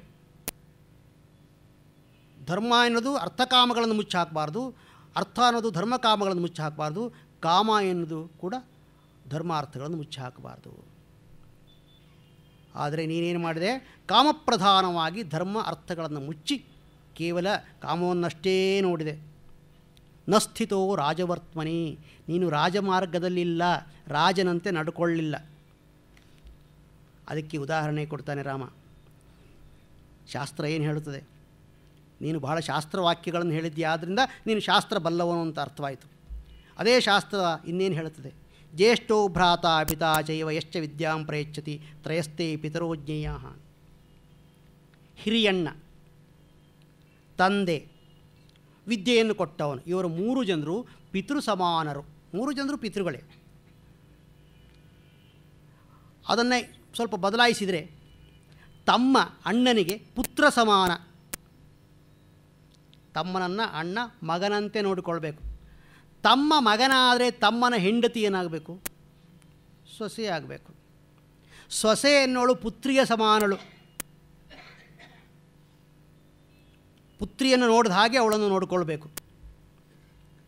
ಪುತ್ರವತ್ತೇ ತ್ರಯಶ್ಚಿಂತ್ಯಾಹ. ಆದರೆ ನೀನೇನು ಮಾಡಿದೆ? ಮುಂದೆ ರಾಮ ಹೇಳೋದಿಲ್ಲ, ಆಮೇಲೆ ಹೇಳ್ತಾನೆ. ನೀನು ಅವಳಲ್ಲಿ ತಪ್ಪಾಗಿ ನಡ್ಕೊಂಡೆ, ಮತ್ತು ನನಗೆ ಧರ್ಮೋಪದೇಶ ಮಾಡ್ತಿದ್ದೀಯಾ. ಅಲೇ, ಧರ್ಮ ಎಂದರೆ ಅಷ್ಟು ಸುಲಭವಾಗಿ ಸಿಗುವಂಥದ್ದಲ್ಲ. ಸೂಕ್ಷ್ಮ ಪರಮದುರ್ಜ್ಞೇಯ ಸತಾಂ ಧರ್ಮ ಪ್ಲವಂಗಮ. ಧರ್ಮ ಅನ್ನೋದು ಅತ್ಯಂತ ಸೂಕ್ಷ್ಮ. ಅದರಲ್ಲಿಯೂ ಸಜ್ಜನರ ಆಚರಣೆ ಅರ್ಥ ಮಾಡಿಕೊಳ್ಳೋದು ಬಹಳ ಕಷ್ಟ. ಕೇವಲ ಅವರು ಒಂದು ಆಚರಣೆ ಮಾಡ್ತಾ ಇದ್ದಾರೆ ಅಂತ ನೋಡಿ ಇದು ಅಧರ್ಮ ಅಂತ ಹೇಳೋ ಹಾಗಿಲ್ಲ. ಅವರು ಅದನ್ನು ಯಾಕೆ ಮಾಡಿದರು ಅಂತ ನೋಡಬೇಕು. ಕೆಲವೊಮ್ಮೆ ಮೇಲ್ನೋಟಕ್ಕೆ ಅಧರ್ಮವಾಗಿ ಕಂಡು ಬರಬಹುದು ನಮಗೆ, ಆದರೆ ಆಳವಾಗಿ ನೋಡಿದಾಗ ಅವರ ಉದ್ದೇಶ ಬೇರೆಯೇ ಇರುತ್ತದೆ. ಲೋಕ ರಕ್ಷಣೆ ಇರುತ್ತದೆ, ಲೋಕಕ್ಕೆ ಮಾರ್ಗದರ್ಶನ ಇರುತ್ತದೆ. ದೊಡ್ಡ ಮನುಷ್ಯರು ಧರ್ಮ ಬಿಟ್ಟ ಹಾಗೆ ಕಾಣುತ್ತಾರೆ ಕೆಲವೊಮ್ಮೆ. ಯಾವಾಗ ಒಂದು ಉದಾಹರಣೆ ಕೊಡೋದಾದರೆ, ಜನರು ಸನ್ಮಾರ್ಗದಲ್ಲಿ ನಡೀಬೇಕು ಅಂತ ಉದ್ದೇಶ. ಒಬ್ಬ ಮನುಷ್ಯನನ್ನು ನಾವು ಮುಂದೆ ನಡೆಸ್ತಾ ಇದ್ದೇವೆ ಸರಿಯಾದ ದಾರಿಯಲ್ಲಿ. ಅವನು ಮುಂದೆ ಹೋಗ್ತಾ ಇದ್ದಾನೆ ದಾರಿಯಲ್ಲಿ. ಅವನು ಸರಿ ದಾರಿಯಲ್ಲಿ ಹೋಗ್ತಾ ಇದ್ದಾನೋ ಅಂತ ನೋಡಿಕೊಳ್ಳೋದಕ್ಕೆ ನಾವು ಹಿಂದೆ ಹೋಗ್ತಾ ಇದ್ದೇವೆ. ಆ ಸಮಯದಲ್ಲಿ ಅಕಸ್ಮಾತ್ತಾಗಿ ಅವನು ನಮ್ಮ ಕಣ್ಣು ತಪ್ಪಿಸಿ ಅಡ್ಡ ದಾರಿ ಬೀಳ್ತಾನೆ, ದಾರಿ ಬಿಟ್ಟು ಆಚೆಗೆ ಓಡ್ತಾನೆ. ನಮ್ಮ ಉದ್ದೇಶ ಏನು? ಪುನಃ ಅವನನ್ನು ದಾರಿಗೆ ಹಚ್ಚಬೇಕು. ಅವನು ಎಲ್ಲಿದ್ದಾನೋ ಅಷ್ಟು ದೂರ ಹೋಗುವಷ್ಟು ನಮ್ಮ ಕೈಗೆ ಉದ್ದವಾಗಿಲ್ಲ. ಆಗ ನಾವೇನು ಮಾಡಬೇಕು? ನಾವು ಅವನ ಹಿಂದೆ ಓಡ್ತೇವೆ. ಯಾರಾದರೂ ನಮ್ಮನ್ನು ಕೇಳ್ತಾರಲ್ಲ, ಸ್ವಾಮಿ ನೀವು ದಾರಿ ಬಿಟ್ಟಿದ್ದೀರಲ್ಲ, ಇದು ನ್ಯಾಯವಾ ಅಂತ ಕೇಳಿದರೆ ಏನು ಉತ್ತರ? ನಾವು ದಾರಿ ಬಿಟ್ಟದ್ದು ಯಾಕೆ ಅಂದರೆ ಅವನನ್ನು ಸರಿ ದಾರಿಗೆ ತರೋದಕ್ಕೆ, ಬೇರೆ ದಾರಿ ಇಲ್ಲ. ಅವನು ದಾರಿ ಬಿಟ್ಟದ್ದು ಯಾಕೆ ಅಂದರೆ ದಾರಿ ಬಿಡಬೇಕು ಅಂತ. ನಾವು ದಾರಿ ಬಿಟ್ಟದ್ದನ್ನಷ್ಟೇ ನೋಡಿ ಓಹೋ ಇವರು ದಾರಿ ಬಿಟ್ಟವರು, ಅಧರ್ಮಿಗಳು ಅಂತ ಹೇಳಿದರೆ ಅದು ತಪ್ಪಾದೀತು. ಅದಕ್ಕೆ ಸಜ್ಜನರು ಯಾವುದಾದ್ರೂ ಒಂದು ಕಾರ್ಯ ಮಾಡಿದರೆ ಅವರು ಯಾಕೆ ಮಾಡಿದ್ದಾರೆ, ಅದರ ಪರಿಣಾಮವೇನಾಯಿತು, ಇದನ್ನೆಲ್ಲ ಯೋಚನೆ ಮಾಡಿ ಇದು ಧರ್ಮವೋ ಇದು ಅಧರ್ಮವೋ ಅಂತ ನಿರ್ಧರಿಸಬೇಕು. ಮತ್ತು ಧರ್ಮ ಹೇಗೆ ಗೊತ್ತಾಗುತ್ತದೆ? ಹೃದಯಸ್ಥ ಸರ್ವಭೂತಾನಾಂ ಆತ್ಮ ವೇದ ಶುಭಾಶುಭೆ. ಸಕಲ ಜಂತುಗಳ ಹೃದಯದಲ್ಲಿರತಕ್ಕ ಪರಮಾತ್ಮನು ಮಾತ್ರ ಇದು ಧರ್ಮವೋ ಇದು ಅಧರ್ಮವೋ ಎಂದು ಹೇಳಬಲ್ಲ. ಬೇರೆಯವರಿಗೆ ಗೊತ್ತಾಗೋದಿಲ್ಲ. ಓಹೋ, ಹಾಗಿದ್ದರೆ ಧರ್ಮ ಯಾವುದು ಅಧರ್ಮ ಯಾವುದು ಅಂತ ತಿಳ್ಕೊಳ್ಳೋಕೆ ನಾವು ಪರಮಾತ್ಮನನ್ನೇ ಕೇಳಬೇಕು ಅಂತಾಯ್ತಲ್ಲ. ಅಂದರೆ ಅಲ್ಲ, ಇಲ್ಲಿ ಹೃದಯದಲ್ಲಿರುವ ಪರಮಾತ್ಮ ಅಂತಃಕರಣದಲ್ಲಿ ಇದು ಧರ್ಮ ಯಾವುದು ಅಧರ್ಮ ಯಾವುದು ಎಂದು ವಿಂಗಡಿಸಿ ತೋರಿಸುತ್ತಾನೆ. ನಮ್ಮ ಅಂತಃಕರಣ ಪರಿಶುದ್ಧವಾಗಿದ್ದರೆ ಆಗ ಪ್ರತಿಯೊಬ್ಬರ ಅಂತಃಕರಣಕ್ಕೂ ಧರ್ಮ ಗೊತ್ತಾಗುತ್ತದೆ. ಇದನ್ನೇ ಅಂತಸ್ಸಾಕ್ಷಿ, ಆತ್ಮಸಾಕ್ಷಿ ಅಂತ ಕರೆಯೋದು. ಪ್ರತಿಯೊಬ್ಬರ ಹೃದಯದಲ್ಲೂ ಆ ಆತ್ಮಸಾಕ್ಷಿ ಇದೆ. ಆತ್ಮಸಾಕ್ಷಿಗೆ ಗೊತ್ತು ಧರ್ಮ ಯಾವುದು ಅಧರ್ಮ ಯಾವುದು ಅಂತ. ನಾವು ಮತ್ತೇನು ಮಾಡಬೇಕಾಗಿಲ್ಲ, ಅದು ತನ್ನ ಕೆಲಸ ತಾನು ಮಾಡುತ್ತದೆ. ಆದರೆ ನಾವು ನಮ್ಮ ದುರಾಚಾರಗಳಿಂದ ದುಶ್ಶೀಲತನದಿಂದ ಆ ಆತ್ಮಸಾಕ್ಷಿಯನ್ನು ಸಾಕಷ್ಟು ಮುಚ್ಚಿಬಿಡ್ತೇವೆ. ಅದರ ವಾಣಿಗೆ ಅವಕಾಶ ಕೊಡೋದಿಲ್ಲ. ಹೀಗಾಗಿ ನಮಗೆ ಧರ್ಮ ಯಾವುದು ಅಧರ್ಮ ಯಾವುದು ಅಂತ ಗೊತ್ತಾಗೋದಿಲ್ಲ. ಯಾವ ಮನುಷ್ಯ ಸಂಸ್ಕಾರ ಸಂಪನ್ನನೋ, ಪ್ರಾಚೀನ ಮಾರ್ಗವನ್ನು ಅನುಸರಿಸಿದವನೋ, ವೃದ್ಧರನ್ನು ಸೇವಿಸ್ತಾನೋ, ಧರ್ಮಶಾಸ್ತ್ರಗಳನ್ನು ಅಭ್ಯಾಸ ಮಾಡಿರ್ತಾನೋ, ನಿತ್ಯ ನೈಮಿತ್ತಿಕ ಅನುಷ್ಠಾನ ತತ್ಪರನೋ, ಅವನ ಅಂತಸ್ಸಾಕ್ಷಿಗೆ ಯಾವ ಅಡೆತಡೆಯೂ ಇರೋದೇ ಇಲ್ಲವಾದುದರಿಂದ ಅದು ಧರ್ಮ ಯಾವುದು ಅಧರ್ಮ ಯಾವುದು ಅನ್ನೋದನ್ನು ಸ್ಪಷ್ಟವಾಗಿ ಕಂಡುಹಿಡಿಯುತ್ತದೆ. ಕಾಳಿದಾಸನ ಶಾಕುಂತಲ ನಾಟಕದಲ್ಲಿ ಒಂದು ಪ್ರಸಂಗ ಬರ್ತದೆ. ದುಷ್ಯಂತ ಕಣ್ವರ ಆಶ್ರಮಕ್ಕೆ ಬಂದಾಗ ಅವನು ಶಕುಂತಲೆಯನ್ನು ನೋಡ್ತಾನೆ. ಶಕುಂತಲೆಯ ಮೇಲೆ ಅವನಿಗೆ ಪ್ರೀತಿ ಉಂಟಾಗುತ್ತದೆ. ಇವಳನ್ನು ನಾನು ಮದುವೆ ಆಗಬೇಕು ಅಂತ ಅವನು ನಿರ್ಧಾರ ಒಳಗೆ ತೆಗೆದುಕೊಳ್ತಾನೆ. ಆಮೇಲೆ ಗೊತ್ತಾಗುತ್ತದೆ ಕಣ್ವನ ಮಗಳು ಶಕುಂತಲೆ ಋಷಿಪುತ್ರಿ, ಇವನು ಕ್ಷತ್ರಿಯ. ಋಷಿಪುತ್ರಿಯನ್ನು ಕ್ಷತ್ರಿಯ ಮದುವೆಯಾಗುವುದು ಧರ್ಮ ವಿರುದ್ಧ. ಆಗ ಇವನಿಗೆ ಯೋಚನೆ ಹಚ್ಚಿಕೊಂಡಂತೆಲ್ಲ, ಹಾಗಿದ್ದರೆ ನನ್ನ ಮನಸ್ಸು ಯಾಕೆ ಇವಳ ಮೇಲೆ ಹೋಯಿತು? ಆಗ ಅವನು ಒಂದು ಮಾತಾಡ್ತಾನೆ, ಅಸಂಶಯಂ ಕ್ಷತ್ರ ಪರಿಗ್ರಹ ಕ್ಷಮ ಯದ ಆರ್ಯಮಸ್ಯಾಂ ಅಭಿಲಾಷಿ ಮೇ ಮನಃ. ಇವಳು ಕಣ್ಣವರ ಮಗಳಲ್ಲ, ಯಾವುದೋ ಒಬ್ಬ ಕ್ಷತ್ರಿಯನ ಮಗಳು ಇವಳು. ಯಾಕೆ? ಅದಕ್ಕೆ ಪ್ರಮಾಣ ಏನು ಅಂದರೆ, ನನ್ನ ಆರ್ಯವಾದ ಸುಸಂಸ್ಕೃತವಾದ ಮನಸ್ಸು ಇವಳನ್ನು ಬಯಸ್ತು. ನನ್ನ ಮನಸ್ಸು ಅಕಾರ್ಯ ತತ್ಪರವಾಗೋದಿಲ್ಲ, ಅಗಮ್ಯ ಸ್ಥಾನದಲ್ಲಿ ಗಮನ ಮಾಡೋದಿಲ್ಲ. ಮುಂದೆ ಹೇಳ್ತಾನೆ ಆತ, ಸತಾಂಹಿ ಸಂದೇಹ ಪದೇಶು ವಸ್ತುಷು ಪ್ರಮಾಣಮಂತಃಕರಣ ಪ್ರವೃತ್ತಯ. ಸಜ್ಜನರಿಗೆ ಯಾವುದಾದ್ರೂ ಒಂದು ವಿಷಯದಲ್ಲಿ ಸಂದೇಹ ಬಂದಾಗ ಅವರ ಆತ್ಮಸಾಕ್ಷಿಯೇ ಹೇಳುತ್ತದೆ ಇದು ಸರಿ ಇದು ತಪ್ಪು ಅಂತ. ನಾನು ಆರ್ಯ, ನನ್ನ ಮನಸ್ಸು ಎಲ್ಲಿಯೇ ಕಂಡಲ್ಲಿ ಹೋಗೋದಿಲ್ಲ. ನನ್ನ ಮನಸ್ಸು ಶಕುಂತಲೆಯನ್ನು ಬಯಸ್ತು ಅಂದರೆ ಶಕುಂತಲೆ ಖಂಡಿತಕ್ಕೂ ಈ ಋಷಿಪುತ್ರಿ ಅಲ್ಲ, ಅವಳು ನನಗೆ ಮದುವೆಯಾಗೋದಕ್ಕೆ ಅರ್ಹವಾದ ಕುಲದಲ್ಲಿ ಹುಟ್ಟಿದವಳು ಎಂದು ಧೈರ್ಯದಿಂದ ಹೇಳ್ತಾನೆ ಋಷಿ ಅಂತ. ಆ ಧೈರ್ಯ ಯಾಕೆ ಬಂತು ಅವನಿಗೆ ಅವನು ಅಷ್ಟು ಸಂಸ್ಕಾರ ಸಂಪನ್ನನಾಗಿದ್ದ. ಆತ್ಮಸಾಕ್ಷಿ ಅವನಿಗೆ ಸ್ಪಷ್ಟವಾಗಿ ಗುರುತಿಸು, ಇದು ವಿವೇಕ್, ಇದು ಸರಿ, ಇದು ತಪ್ಪು ಅಂತ. ಇಲ್ಲಿ ರಾಮ ಅದನ್ನು ಹೇಳ್ತಾನೆ, ನಮ್ಮ ಆತ್ಮಸಾಕ್ಷಿ ಧರ್ಮವನ್ನು ಗುರುತಿಸುತ್ತದೆ. ಆದುದರಿಂದ ಆತ್ಮಸಾಕ್ಷಿಯನ್ನು ಕೇಳಬೇಕು ನಾವು. ಎಲ್ಲರ ಹೃದಯದಲ್ಲಿರತಕ್ಕಂಥ ಭಗವಂತ ಹೃದಯಸ್ಥ ಸರ್ವಭೂತಾನಾಂ ಆತ್ಮ ವೇದ ಶುಭಾಶುಭೆ, ಎಲ್ಲರ ಹೃದಯದಲ್ಲೂ ಇದ್ದಾನವನು. ಅವನು ಹೇಳುತ್ತಾನೆ, ಆ ಹೇಳುವುದನ್ನು ಕೇಳುವ ವ್ಯವಧಾನ ನಮಗೆ ಬೇಕು. ಆದರೆ ನೀನೇನು ಮಾಡಿದ್ದೀಯಾ? ನಿನ್ನ ಜೊತೆಗಾರರು ಯಾರು? ಚಪಲಹ ಚಪಲೈಸ್ಸಾರ್ಧಂ, ಕೋತಿಗಳೇ ನಿನ್ನ ಬಂಟರು, ನಿನ್ನ ಸ್ನೇಹಿತರು. ಅವರೊಡನೆ ವ್ಯವಹಾರ ಮಾಡಿದ್ದೀಯಾ, ಅವರೊಡನೆ ಮಾತುಕತೆ ಆಡಿದ್ದೀಯಾ. ಅವರು ಹೇಗಿದ್ದಾರು? ಅವರ ಸ್ವಭಾವ ಹೇಗಿದ್ದೀತು? ಅವರು ಮಾತನಾಡೋದಿಲ್ಲ ಇಂಥದೇ ವಿಚಾರ.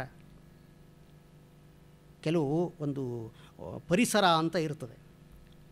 ಆ ಪರಿಸರದಲ್ಲಿ ಅದೇ ಮಾತುಗಳು ಬರ್ತವೆ.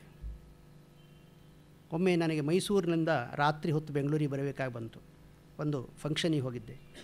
ಅಲ್ಲಿ ಒಬ್ಬರು ಇಲ್ಲಿ ಕಮಿಷನರು ಅಥವಾ ಅದಕ್ಕಿಂತ ಬೇರೆ ಯಾವುದೋ ಒಂದು ಪೊಲೀಸರ ಉನ್ನತ ಹುದ್ದೆಯಲ್ಲಿದ್ದಂಥ ಒಬ್ಬ ವ್ಯಕ್ತಿ ಆ ಫಂಕ್ಷನಿಗೆ ಹೋಗಿದ್ದರು. ಅವ್ರ ಜೊತೆಗೆ ಒಂದಿಷ್ಟು ಜನ ಪೊಲೀಸರು ಇದ್ದರು. ಅಲ್ಲಿ ಒಬ್ಬ ಸ್ವಲ್ಪ ಹೆಚ್ಚಿನ ಇದ್ದಿದ್ದ ಪೊಲೀಸರು ನನಗೆ ತುಂಬ ಪರಿಚಿತರು, ಭಾಳ ಸಾಧು ಸಜ್ಜನರು. ಮತ್ತೊಬ್ಬರು ಹೇಳಿದರು, ಈ ಪೊಲೀಸ್ ವ್ಯಾನ್ ಹೋಗ್ತಾ ಇದೆಯಲ್ಲ ಸ್ವಾಮಿ, ಇದ್ರ ಜೊತೆಗೆ ನೀವು ಹೋಗ್ಬಿಡಿ, ಇನ್ನು ಬಸ್ ಸಿಗೋದಿಲ್ಲ ನಿಮಗೆ ಅಂತ. ನಾನು ಆಯಿತು ಅಂತ ಹೇಳಿದೆ, ಸಿದ್ಧನಾಗಿ ಆ ವ್ಯಾನ್ ಹೊತ್ತಬೇಕು. ಆಗ ನನ್ನ ಪರಿಚಿತನಾದ ಪೊಲೀಸರು ಅಲ್ಲಿ ಬಂದರು. ಸ್ವಾಮಿ ನೀವು ಬರಬೇಡಿ, ದಯವಿಟ್ಟು ಕೈ ಮುಗಿತೇನೆ, ನಮ್ಮ ಜೊತೆ ಬರಬೇಡಿ ನೀವು. ಯಾಕೆ ಏನಾಗಿದೆ? ಅಯ್ಯೋ ಬೇಡ ಸ್ವಾಮಿ, ನಾನೆಲ್ಲ ಆಮೇಲೆ ಹೇಳ್ತೀರಿ, ನೀವು ಬರಬೇಡಿ, ನೀವು ಇಲ್ಲೇ ಉಳ್ಕೊಂಡು ನಾಳೆ ಬನ್ನಿ. ಆಮೇಲೆ ಸ್ವಲ್ಪ ಅರ್ಥ ಆಯಿತು ನನಗೆ, ಸರಿಯಪ್ಪ ಅಂತ ನಾನು ಸುಮ್ಮನೆ ಉಳಿದೆ. ಪರಿಸರವೇ ಹಾಗೆ, ಅವರು ಆಡುವ ಮಾತು ವ್ಯವಹಾರ ಅದೆಲ್ಲ ಬೇರೆ ರೀತಿಯದು. ಹಾಗೆ ಕಿಷ್ಕಿಂಧೆಯಲ್ಲಿರುವ ವಾನರರ ಪರಿಸರದಲ್ಲಿ ಇದ್ದವನು ಈ ವಾಲಿ, ಅವನು ಏನು ಆಡ್ತಾನೋ ಏನು ಮಾಡ್ತಾನೋ ಅವನಿಗೆ ಗೊತ್ತು. ಚಪಲಹ ಚಪಲೈಸ್ಸಾರ್ಧಂ, ಇವನಿಗೆ ಹೇಗೆ ಬುದ್ಧಿ ಬಂದೀತು, ಸದ್ಬುದ್ಧಿ. ಒಬ್ಬ ಕುರುಡನನ್ನು ಇನ್ನು ಕೆಲವು ಹುಟ್ಟುಗುರುಡರು ನಡೆಸಿದ ಹಾಗೆ, ಜಾತ್ಯಂಧೈವ ಜಾತ್ಯಂಧೈಹಿ, ಹುಟ್ಟುಗುರುಡರು ಆಮೇಲೆ ಕುರುಡರಾಗಿದ್ದರೆ ಸ್ವಲ್ಪವಾದರೂ ಒಂದು ಕಲ್ಪನೆ ಇರುತ್ತೆ. ಹುಟ್ಟುಗುರುಡರಿಗೆ ಏನು ಕಲ್ಪನೆ ಇದ್ದಿತ್ತು? ಅಂತಹ ಹುಟ್ಟುಗುರುಡರು ಒಬ್ಬರನ್ನೊಬ್ಬರು ನಡೆಸಿದಾಗೆ ನೀನು ವಾನರರ ಜೊತೆಗೆ ಬಾಳಿದವನು. ಇದನ್ನು ಇಷ್ಟು ಹೇಳಿಬಿಟ್ಟು ರಾಮ ಅಂದ, ನನ್ನ ಮಾತು ನಿನಗೆ ಅರ್ಥ ಆಗಿಲ್ಲ, ಹೋಗಲಿ ಸ್ಪಷ್ಟವಾಗಿ ಹೇಳಿಬಿಡ್ತೀನಿ. ವ್ಯಕ್ತತಾಮಸ್ಯ ಅಸ್ಯ ವಚನಸ್ಯ ಬ್ರವಿ, ಇನ್ನೂ ಸ್ಪಷ್ಟವಾಗಿ ಹೇಳ್ತೇನೆ ನಿನಗೆ ಅರ್ಥವಾಗದೆ ಹೋದರೆ. ನಾನು ನಿನ್ನನ್ನು ಶಿಕ್ಷಿಸೋದು ಯಾಕೆ ಅಂದರೆ, ಭ್ರಾತೃವರ್ತಸಿ ಭಾರ್ಯಾಯಾಂ ತ್ಯಕ್ತ್ವಾ ಧರ್ಮಂ ಸನಾತನಂ, ಸೋದರನ ಪತ್ನಿಯಲ್ಲಿ ತಪ್ಪಾಗಿ ನೀನು ನಡ್ಕೊಂಡಿದ್ದೀಯ, ಧರ್ಮಭ್ರಷ್ಟನಾಗಿದ್ದೀಯ, ಅದಕ್ಕಾಗಿ ನಾನು ನಿನಗೆ ಈ ಶಿಕ್ಷೆಯನ್ನು ಕೊಡುತ್ತಿದ್ದೇನೆ. ಸುಗ್ರೀವ ನಿನ್ನ ತಮ್ಮನ ಪತ್ನಿಯಾದ ರುಮೆ, ಅವಳನ್ನು ನೀನು ಅನುಭವಿಸಿದೆ. ಸ್ನುಷಾಯಾಂ ಪಾಪಕರ್ಮ ಕೃತು, ಇಂತಹ ಪಾಪದ ಕಾರ್ಯ ನೀನು ಮಾಡಿದ್ದೀಯ. ಸಜ್ಜನರು ಮಾಡುವ ಕಾರ್ಯ ಅಲ್ಲ ಇದು. ಉಳಿದ ಎಲ್ಲ ವಿಷಯದಲ್ಲೂ ನೀನು ಯೋಗ್ಯನಿರಬಹುದು, ಆದರೆ ಧರ್ಮವನ್ನೇ ಬಿಟ್ಟವನು ಉಳಿದ ಕಡೆ ಯೋಗ್ಯನಾಗಿದ್ದರೇನು ಇಲ್ಲದಿದ್ದರೇನು. ಅದಕ್ಕಾಗಿ ದಂಡಾಯಂ, ನಿನಗೆ ದಂಡ, ವಧಾದಂಡವೇ ಹೌದು. ನಹಿತೇ ಮರ್ಷಯೇ ಪಾಪಂ ಕ್ಷತ್ರಿಯೋಹಂ ಕೋಲೋದ್ಭವ, ನಿನ್ನ ಪಾಪವನ್ನು ನಾನು ಸಹಿಸಲಾರೆ. ಯಾಕೆಂದರೆ ನಿನಗೆ ಶಿಕ್ಷೆ ಕೊಡುವ ಅಧಿಕಾರ ಉಂಟು, ಶಿಕ್ಷಾರ್ಹವಾದ ಕೆಲಸವನ್ನು ನೀನು ಮಾಡಿದ್ದೀಯಾ. ಇಲ್ಲಿ ಧರ್ಮಶಾಸ್ತ್ರಕ್ಕೆ ವಿರುದ್ಧವಾಗಿ ನೀನು ನಡ್ಕೊಂಡಿದ್ದೀಯಾ, ನಾನಲ್ಲ. ಏನು ಹೇಳುತ್ತೆ ಧರ್ಮಶಾಸ್ತ್ರ? ಔರಸೀಂ ಭಗಿನೀಂ ವಾಪಿ ಭಾರ್ಯಾಂ ವಾಪ್ಯನುಜಸ್ಯ ಪ್ರಚರೇತ ನರಃ ಕಾಮಾತ್ ತಸ್ಯ ದಂಡೋ ವಧಸ್ಮೃತಃ. ಪುತ್ರಿ, ಸೊಸೆ, ತಮ್ಮನ ಹೆಂಡತಿ ಇವರನ್ನು ಯಾರು ತಪ್ಪಾಗಿ ನಡೆಸಿಕೊಳ್ಳುತ್ತಾರೋ, ಅವರಲ್ಲಿ ತಪ್ಪಾಗಿ ಯಾರು ವ್ಯವಹರಿಸ್ತಾರೋ ತಸ್ಯ ದಂಡೋ ವಧಸ್ಮೃತಃ, ಅವನಿಗೆ ಶಿಕ್ಷೆ ಅಂದರೆ ವಧ, ಬೇರೆ ಶಿಕ್ಷೆ ಇಲ್ಲ. ಇದು ಧರ್ಮಶಾಸ್ತ್ರಕಾರರು ಬರೆದಿಟ್ಟ ಮಾತು. ಅದಕ್ಕಾಗಿ ನಾನು ನಿನಗೆ ದಂಡವನ್ನು ವಿಧಿಸಿದ್ದೇನೆ, ವಧಾದಂಡ. ಭರತಸ್ತು ಮಹೀಪಾಲ, ಭರತ ಮಹಾರಾಜ ಅವನು ಧರ್ಮಾತಿಕ್ರಮಣವನ್ನು ಧರಿಸುವವನಲ್ಲ, ಧರ್ಮದರ್ಶಿ ಆತ. ಇನ್ನಂತಹ ಶ್ರೇಷ್ಠ ವ್ಯಕ್ತಿಯಾಗಲಿ ಅಥವಾ ದೊಡ್ಡ ವ್ಯಕ್ತಿಯಾಗಲಿ ಧರ್ಮ ಮೀರಿದರೆ ಅವರಿಗೆ ದಂಡ ಇದ್ದದ್ದೇ. ಆಮೇಲೆ ಇನ್ನೊಂದು ಉಂಟು, ನಿನ್ನನ್ನು ಕೊಲ್ಲೇಬೇಕು ಅಂತ ನಾನು ಯಾಕೆ ಹೇಳಿದ್ದು ಅಂದರೆ ಮತ್ತೊಂದು ಕಾರಣ ಇದೆ. ಸುಗ್ರೀವನಿಗೂ ನನಗೂ ಮೈತ್ರಿ, ಅಗ್ನಿಸಾಕ್ಷಿಯಾಗಿ ನಾವು ಮಿತ್ರರಾಗಿದ್ದೇವೆ. ಅಗ್ನಿಸಾಕ್ಷಿಯಾಗಿ ಮಿತ್ರರಾದ ಮೇಲೆ ಅವನ ಕಾರ್ಯವನ್ನು ನಾನು ಮಾಡಬೇಕು, ನನ್ನ ಕಾರ್ಯವನ್ನು ಅವನು ಮಾಡಬೇಕು, ಪರಸ್ಪರ ಪ್ರತಿಜ್ಞೆ ಮಾಡಿಕೊಂಡಿದ್ದೇವೆ. ಆ ಪ್ರತಿಜ್ಞೆಯನ್ನು ಪೂರೈಸುವುದಕ್ಕೋಸ್ಕರ ನಿನ್ನನ್ನು ನಾನು ವಧಿಸಿದ್ದೇನೆ. ಇಲ್ಲಿ ನಮಗೆ ಸ್ವಲ್ಪ ಯೋಚನೆ ಬರುತ್ತದೆ. ವಾಲಿ ವಧಾರ್ಹ, ವಾಲಿಯನ್ನು ರಾಮ ವಧಿಸಿದ್ದು ತಪ್ಪಲ್ಲ. ಆದರೆ ಅದಕ್ಕೆ ರಾಮ ಈ ಸಮರ್ಥನೆ ಕೊಡಬಹುದಾ? ನಾನು ಅವನಿಗೆ ಮಾತು ಕೊಟ್ಟಿದ್ದೇನೆ ನಿನ್ನನ್ನು ಕೊಲ್ತೇನೆ ಅಂತ, ಅದಕ್ಕೆ ನಿನ್ನನ್ನು ಕೊಂದಿದ್ದೇನೆ ಎಲ್ಲ. ಅವನಿಗೆ ಮಾತು ಕೊಡು ಅಂತ ನಿನಗೆ ಯಾರು ಹೇಳಿದರು? ಇದನ್ನು ಎಲ್ಲ ಕಡೆಗೂ ನಾವು ಪ್ರಯೋಗಿಸ್ಬೋದಾ? ನಾವು ಯಾರಿಗೋ ಮಾತು ಕೊಟ್ಟಿರ್ತೀವಿ, ಇನ್ನೇನೋ ಮಾಡ್ತೀವಿ. ಒಬ್ಬ ಕಳ್ಳ ಕದ್ದು ನ್ಯಾಯಾಲಯಕ್ಕೆ ಬಂದು ಏಕಯ್ಯ ಆಭರಣದ ಅಂಗಡಿ ಹೋಗಿ ಕದ್ದೆ, ನನ್ನ ಹೆಂಡತಿ ಮಾತು ಕೊಟ್ಟಿದ್ದೆ ಸ್ವಾಮಿ, ಮಾತಿ ತಪ್ಪಬಾರ್ದು, ಅದಕ್ಕೆ ಕದ್ದಿದ್ದೇನೆ ಅಂತ ಹೇಳಿದರೆ ನ್ಯಾಯಾಧೀಶ ಒಪ್ಪಿಬಿಡ್ತಾನೆ. ಮತ್ತು ಈ ರಾಮ ಈ ಮಾತನ್ನು ಯಾಕೆ ಆಡಿದ? ಯಾಕೆಂದರೆ ವಾಸ್ತವಿಕವಾಗಿ ವಾಲಿಯನ್ನು ರಾಮ ವಧಿಸಿದ್ದು ಸರಿ ಅಂತ ಸಮರ್ಥನೆಗಾಗಿ ಇದು ಇದ್ದದ್ದಲ್ಲ. ವಾಲಿ ಪದೇ ಪದೇ ರಾಜನೀತಿಯನ್ನು ಹೇಳಿದ್ನಲ್ಲ, ಆ ರಾಜನೀತಿಗಾಗಿ ಇದಿದ್ದದ್ದು. ಸ್ನೇಹಿತನ ಕಾರ್ಯವನ್ನು ಮಾಡೋದು ರಾಜನೀತಿ. ಧರ್ಮದ ಪ್ರಕಾರ ನೀನು ಅಧರ್ಮಿ, ನಿನ್ನನ್ನು ವಧಿಸಿದ್ದೇನೆ ಧರ್ಮಶಾಸ್ತ್ರದ ಪ್ರಕಾರ. ಮತ್ತು ರಾಜನೀತಿ ಎಂದಿಲ್ಲ, ಆ ರಾಜನೀತಿಯಲ್ಲಿ ಇದು ಒಂದು ಮಿತ್ರನಿಗೆ ಕೊಟ್ಟ ಮಾತನ್ನು ಪೂರೈಸುವುದು ಒಂದು.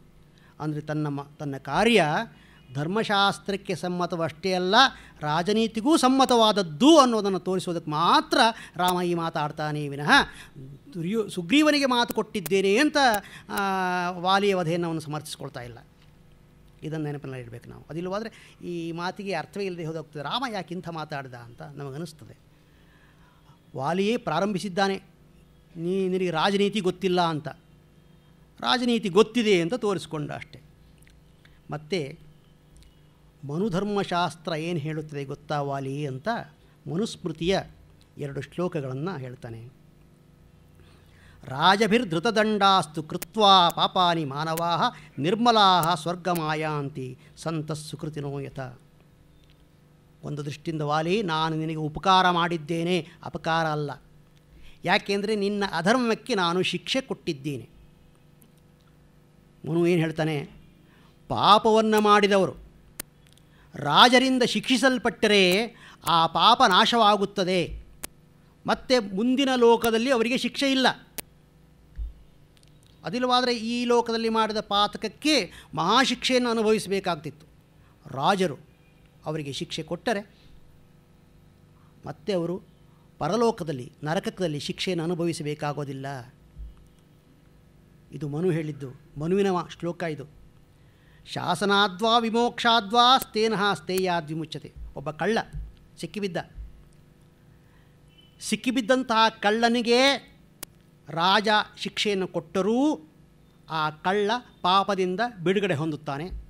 ಅಥವಾ ರಾಜ ಹೋಗಲಿ ಪಾಪ, ಏನೋ ಮೊದಲನೇ ಅಪರಾಧಿ ಬೇಡ ಅಂತ ಅವನನ್ನು ರಾಜ ಬಿಟ್ಟರೂ ಚಿಂತೆ ಇಲ್ಲ, ಕಳ್ಳನಿಗೆ ಪಾಪ ಇಲ್ಲ. ಒಟ್ಟಿನಲ್ಲಿ ರಾಜನ ದೃಷ್ಟಿಗೆ ಅವನು ಬೀಳಬೇಕು. ರಾಜ ಶಿಕ್ಷೆ ಕೊಡಲಿ ಬಿಡಲಿ, ಕಳ್ಳ ಪಾಪದಿಂದ ಬಿಡುಗಡೆ ಹೊಂದುತ್ತಾನೆ. ಆದರೆ ನಿಜಕ್ಕೂ ತಪ್ಪು ಮಾಡಿದವನನ್ನು ಶಿಕ್ಷಿಸದೇ ಇದ್ದರೆ ಆ ರಾಜನಿಗೆ ಪಾಪ ಅಂಟಿಕೊಳ್ಳುತ್ತದೆ. ಅದಕ್ಕೆ ಹೇಳ್ತಾರೆ ರಾಜ ರಾಷ್ಟ್ರಕೃತಂ ಪಾಪಂ. ರಾಷ್ಟ್ರದಲ್ಲಿ ಮಾಡಿದ ಪಾಪ ರಾಜನ ತಲೆಗೆ, ಪ್ರಜೆಗಳು ಮಾಡಿದ ಪಾಪ ರಾಜನ ತಲೆಗೆ. ಪ್ರಜೆಗಳು ಮಾಡಿದ ಪಾಪವನ್ನೆಲ್ಲ ರಾಜ ಕಟ್ಟಿಕೊಂಡ್ರೆ ಮತ್ತು ಅವನು ಇನ್ಯಾವ ನರಕ? ಅಂದರೆ ರಾಜ ಕರ್ತವ್ಯವನ್ನು ನಿರ್ವಹಿಸಬೇಕು. ಪ್ರಜೆಗಳಲ್ಲಿ ಯಾರು ದುಷ್ಟರೋ ಅವರನ್ನು ಆತ ಹಿಡಿದು ಶಿಕ್ಷಿಸಬೇಕು. ಶಿಕ್ಷಿಸಿದ್ದರಿಂದ ಇವನಿಗೂ ಪಾಪ ಇಲ್ಲ, ಅವರಿಗೂ ಪಾಪ ಇಲ್ಲ. ಇವನೂ ನರಕಕ್ಕೆ ಹೋಗೋದಿಲ್ಲ, ಅವರೂ ನರಕಕ್ಕೆ ಹೋಗೋದಿಲ್ಲ. ಒಂದು ವೇಳೆ ಅವರನ್ನು ಶಿಕ್ಷಿಸದೇ ಇದ್ದರೆ ಅವರಿಗೆ ನರಕ ಇಲ್ಲ, ಇನ್ನು ಬಿಟ್ಬಿಟ್ರೆ. ಆದರೆ ರಾಜನಿಗೆ ನರಕ. ಯಾಕೆಂದರೆ ದುಷ್ಟರನ್ನು ಶಿಕ್ಷಿಸದೇ ಇದ್ದರೆ. ಅದಕ್ಕೆ ರಾಜ ರಾಷ್ಟ್ರಕೃತಂ ಪಾಪಂ ರಾಜಪಾಪಂ ಪುರೋಹಿತ. ರಾಜನ ಪಾಪ ಪುರೋಹಿತನ ತಲೆಗಂತೆ. ಯಾಕೆಂದರೆ ಪುರೋಹಿತರ ಕರ್ತವ್ಯ ಅದು ರಾಜನಿಗೆ ಹೇಳಬೇಕು, ಬುದ್ಧಿ ಹೇಳಬೇಕು, ಉಪದೇಶ ಮಾಡಬೇಕು. ಉಪದೇಶ ಮಾಡದೇ ಇದ್ದರೆ ಮಾತ್ರ ಪುರೋಹಿತನಿಗೆ ಪಾಪ. ಉಪದೇಶ ಮಾಡಿಯೂ ಇವನಿಗೆ ಕೇಳದೆ ಹೋದರೆ ಪಾಪ ಬಡ ಪುರೋಹಿತರ ತಲೆಗೆ ಇವನ ಪಾಪ ಕಟ್ಟೋ ಹಾಗಿಲ್ಲ. ಹೀಗೆ ರಾಜ ದಂಡಧಾರಿಯಾಗಿ ಶಿಕ್ಷೆ ಮಾಡದೇ ಇದ್ದರೆ ರಾಜನಿಗೆ ಪಾಪ, ರಾಜನಿಂದ ಶಿಕ್ಷೆಗೆ ಒಳಗಾದರೆ ನಿನಗೆ ಪಾತಕ ಇಲ್ಲ. ಅದಕ್ಕಾಗಿ ನಾನು ನಿನಗೆ ಶಿಕ್ಷಿಸಿದ್ದೇನೆ, ನಿನಗೆ ನರಕ ತಪ್ಪಿಸಿದ್ದೇನೆ. ತದಲಂ ಪರಿತಾಪೇನ ಧರ್ಮತಃ ಪರಿಕಲ್ಪಿತಃ. ಆದ್ದರಿಂದ ಹೇ ವಾಲಿ, ಪಶ್ಚಾತ್ತಾಪ ಪಡಬೇಡ, ದುಃಖ ಪಡಬೇಡ. ಯಾಕೆಂದರೆ ನಿನಗೆ ಶಿಕ್ಷೆ ಇಲ್ಲದಂತೆ ನಾನು ಮಾಡಿದ್ದೇನೆ. ಮತ್ತೊಂದು ಕಾರಣ ಹೇಳ್ತೇನೆ ಕೇಳು. ಏನೆಂದರೆ, ನೀನೇನಂದೆ, ನಾನು ಅಧರ್ಮಿ. ಯಾಕೆ ಅಧರ್ಮಿ? ಮರೆಯಲ್ಲಿ ನಿಂತು ಹೊಡೆದೆ, ರಾಜಧರ್ಮವೇ ಇದೆ ಇದು. ಅಯೋಧ್ಯೆಗೆ ಹೋಗಿ ಏನು ಹೇಳ್ತೀಯಾ? ಯಾರಾದರೂ ನಿನ್ನನ್ನು ಕೇಳಿದರೆ ಇಂಥ ಪಾತಕವನ್ನು ಮಾಡಿದ್ಯಾ, ಅಪಮಾನಕರವಾದ ಕಾರ್ಯವನ್ನು ಮಾಡಿದ್ಯಾ ಅಂತ ಕೇಳಿದರೆ ಏನು ಹೇಳ್ತೀಯಾ ಅಂತ ಕೇಳಿದೆಯಲ್ಲ, ಅಲ್ಲಿ ತಪ್ಪೇನಿಲ್ಲ. ಯಾಕೆಂದರೆ ನೀನು ಮೃಗ, ಶಾಖಾ ಮೃಗ. ಮೃಗವನ್ನು ನಮ್ಮಲ್ಲಿ ಹೇಗೆ ಹಿಡಿತಾರೆ ಗೊತ್ತಾ? ಬಲೆ ಬೀಸಿ ಹಿಡಿತಾರೆ, ಮರೆಯಲ್ಲಿ ನಿಂತ್ಕೊಂಡು ಹೊಡಿತಾರೆ. ಮನುಷ್ಯರೊಡನೆ ಮಾಡೋ ಯುದ್ಧದಂತೆ ಎದುರಿಗೆ ನಿಂತು ಎಲ್ಲಿ ಯುದ್ಧ ಮಾಡ್ತಾರೆ? ವಾಗುರಾಭಿಶ್ಚ ಪಾಶೈಶ್ಚ ಕೂಟೈಶ್ಚ ವಿವಿಧೈರ್ನರಾಹ. ಮೋಸದಿಂದ ಹಿಡಿತಾರೆ ಮೃಗಗಳನ್ನು. ನೀನು ಆಗಲೇ ಹೇಳಿದೆಲ್ಲ, ಹುಲ್ಲು ಮುಚ್ಚಿದ ಬಾವಿ ಅಂತ. ಹಾಗೆ ಬಾವಿ ತೋಡ್ತಾರೆ, ಆಮೇಲೆ ಹುಲ್ಲು ಮುಚ್ಚುತ್ತಾರೆ, ಆನೆಗಳು ಬಂದು ಬೀಳ್ತವೆ, ಹಿಡಿತಾರೆ. ಅದನ್ನು ಪಾಪ ಅಂತ ನಾವು ಪರಿಗಣಿಸೋದಿಲ್ಲ. ಅದು ರಾಜನೀತಿ, ಮನುಷ್ಯ ನೀತಿ, ಅದು ನೀತಿ. ಯಾರೂ ನಮ್ಮ ಧರ್ಮಶಾಸ್ತ್ರಕಾರರು ಮೃಗಗಳನ್ನು ಹಿಡಿಯುವಾಗ ಎದುರುಗಡೆಯಿಂದಲೇ ಬಂದು ಹಿಡಿಬೇಕು ಅಂತ ಹೇಳಲಿಲ್ಲ. ಹೀಗಾಗಿ ನಾನು ನಿನ್ನನ್ನು ಹೊಡೆದಿದ್ದೇನೆ. ಮಾಂಸಕ್ಕಾಗಿ ಅಲ್ಲ. ಮಾಂಸಕ್ಕಾಗಿ ಹೊಡೆಯುವವರು ಹಿಂದುಗಡೆಯಿಂದಲೇ ಹೊಡಿತಾರೆ, ಮುಂದ್ಗಡೆ ಬಂದರೆ ಓಡೋಗ್ತವೆ ಪ್ರಾಣಿಗಳು. ಅನಿವಾರ್ಯ ಅವರಿಗೆ ಹಿಂದುಗಡೆಯಿಂದ ಒಂದು ಹೊಡೆಯೋದು. ಆ ದೃಷ್ಟಿಯಿಂದ ನಿನ್ನನ್ನು ಹೊಡೆದಿದ್ದೇನೆ. ಮತ್ತು ರಾಜರಾದವರು ತಮ್ಮ ಕರ್ತವ್ಯವನ್ನು ನಿರ್ವಹಿಸಿದರೆ ರಾಷ್ಟ್ರ ಸರಿಯಾಗಿರುತ್ತದೆ. ನೀನು ನಿನ್ನ ಕರ್ತವ್ಯವನ್ನು ನಿರ್ವಹಿಸಲಿಲ್ಲ, ನೀನು ತಪ್ಪು ಮಾಡಿದ್ದೀಯ. ನಾನು ನನ್ನ ಕರ್ತವ್ಯವನ್ನು ನಿರ್ವಹಿಸಿದ್ದೇನೆ. ಹೀಗಿರುವಾಗ ನನ್ನನ್ನು ಯಾಕೆ ದೂಷಿಸ್ತೀಯ? ನಾನು ಈಗಲ್ಲ, ನಮ್ಮ ತಂದೆ ತಾತ ಮುತ್ತಾತಂದಿರ ಕಾಲದಿಂದ ಧರ್ಮದಲ್ಲಿ ನಡೆಯುತ್ತಿರುವಂತಹ ಕುಲ ನಮ್ಮದು. ಆ ಕುಲದಲ್ಲಿ ಹುಟ್ಟಿದ ನಾನು ಹೇಗಯ್ಯ ಅಧರ್ಮವನ್ನು ಆಚರಿಸ್ತೇನೆ ಎಂದ ರಾಮನ ಇಷ್ಟೆಲ್ಲ ಮಾತನ್ನು ಕೇಳಿದ ಮೇಲೆ ವಾಲಿ ನ ದೋಷಂ ರಾಘವೇ ದಧ್ಯೌ, ರಾಮನಲ್ಲಿ ದೋಷ ಇಲ್ಲ ಅಂತ ಅವನ ಮನಸ್ಸಿನಲ್ಲಿ ನಿರ್ಧಾರ ಮಾಡಿಬಿಟ್ಟ. ಧರ್ಮೇ ಅಧಿಗತ ನಿಶ್ಚಯ. ಧರ್ಮ ಏನು ಅನ್ನೋದು ಈಗ ಅವನಿಗೆ ನಿಶ್ಚಯವಾಯಿತು. ತಾನು ಕಂಡದ್ದೇ ಧರ್ಮ ಅಲ್ಲ, ಅದಕ್ಕಿಂತ ಹೊರತಾದ ಒಂದು ಧರ್ಮ ಇರುತ್ತದೆ ಎಂದು ವಾಲಿ ನಿಶ್ಚಯಿಸಿದ. ಇಲ್ಲಿ ವಾಲ್ಮೀಕಿಗಳು ಸ್ಪಷ್ಟವಾಗಿ ಬರೆದಿದ್ದಾರೆ, ನ ದೋಷಂ ರಾಘವೇ ದಧ್ಯೌ. ವಾಲಿಯು ರಾಮನಲ್ಲಿ ಯಾವುದೇ ದೋಷವನ್ನು ಎಣಿಸಲಿಲ್ಲ. ಧರ್ಮ ಯಾವುದು ಅಂತ ಅವನಿಗೆ ನಿಶ್ಚಯವಾಯಿತು ಎಂದು. ಆದರೆ ನಮ್ಮಲ್ಲಿ ಅನೇಕರಿಗೆ ಇದರಿಂದ ಸಮಾಧಾನ ಆಗಲಿಲ್ಲ. ರಾಮ ಏನೇ ಹೇಳಿ ಸ್ವಾಮಿ, ವಾಲಿ ವಧೆ ಮಾಡಿದ್ದು ಅದೊಂದು ಅಪರಾಧವೇ, ಅಲ್ಲಿ ಬಹಳ ದೋಷಗಳಿವೆ. ಇಲ್ಲಿ ಏನೋ ವಾಲ್ಮೀಕಿಗಳೇನೋ ಸಮಾಧಾನ ಕೊಟ್ಬಿಟ್ರು, ನಮಗೆ ಸಮಾಧಾನ ಆಗಲಿಲ್ಲ, ಇನ್ನೂ ಅನೇಕ ಪ್ರಶ್ನೆಗಳು ಹುಟ್ಟುಕೊಳ್ತವೆ ಅಂತ ಕೆಲವು ವಿಚಾರಗಳನ್ನು ಎತ್ತುತ್ತಾರೆ. ಆ ವಿಚಾರಗಳೇನು, ಅದಕ್ಕೇನಾದರೂ ಸಮಾಧಾನ ಇದೆಯಾ ಅನ್ನೋದನ್ನು ನಾಳೆ ನೋಡೋಣ. ಸರ್ವೇ ಭವಂತು ಸುಖಿನಃ, ಸರ್ವೇ ಸಂತು ನಿರಾಮಯಾಃ, ಸರ್ವೇ ಭದ್ರಾಣಿ ಪಶ್ಯಂತು ಮಾ ಕಶ್ಚಿತ್ ದುಃಖ ಭಾಗ್ ಭವೇತ್.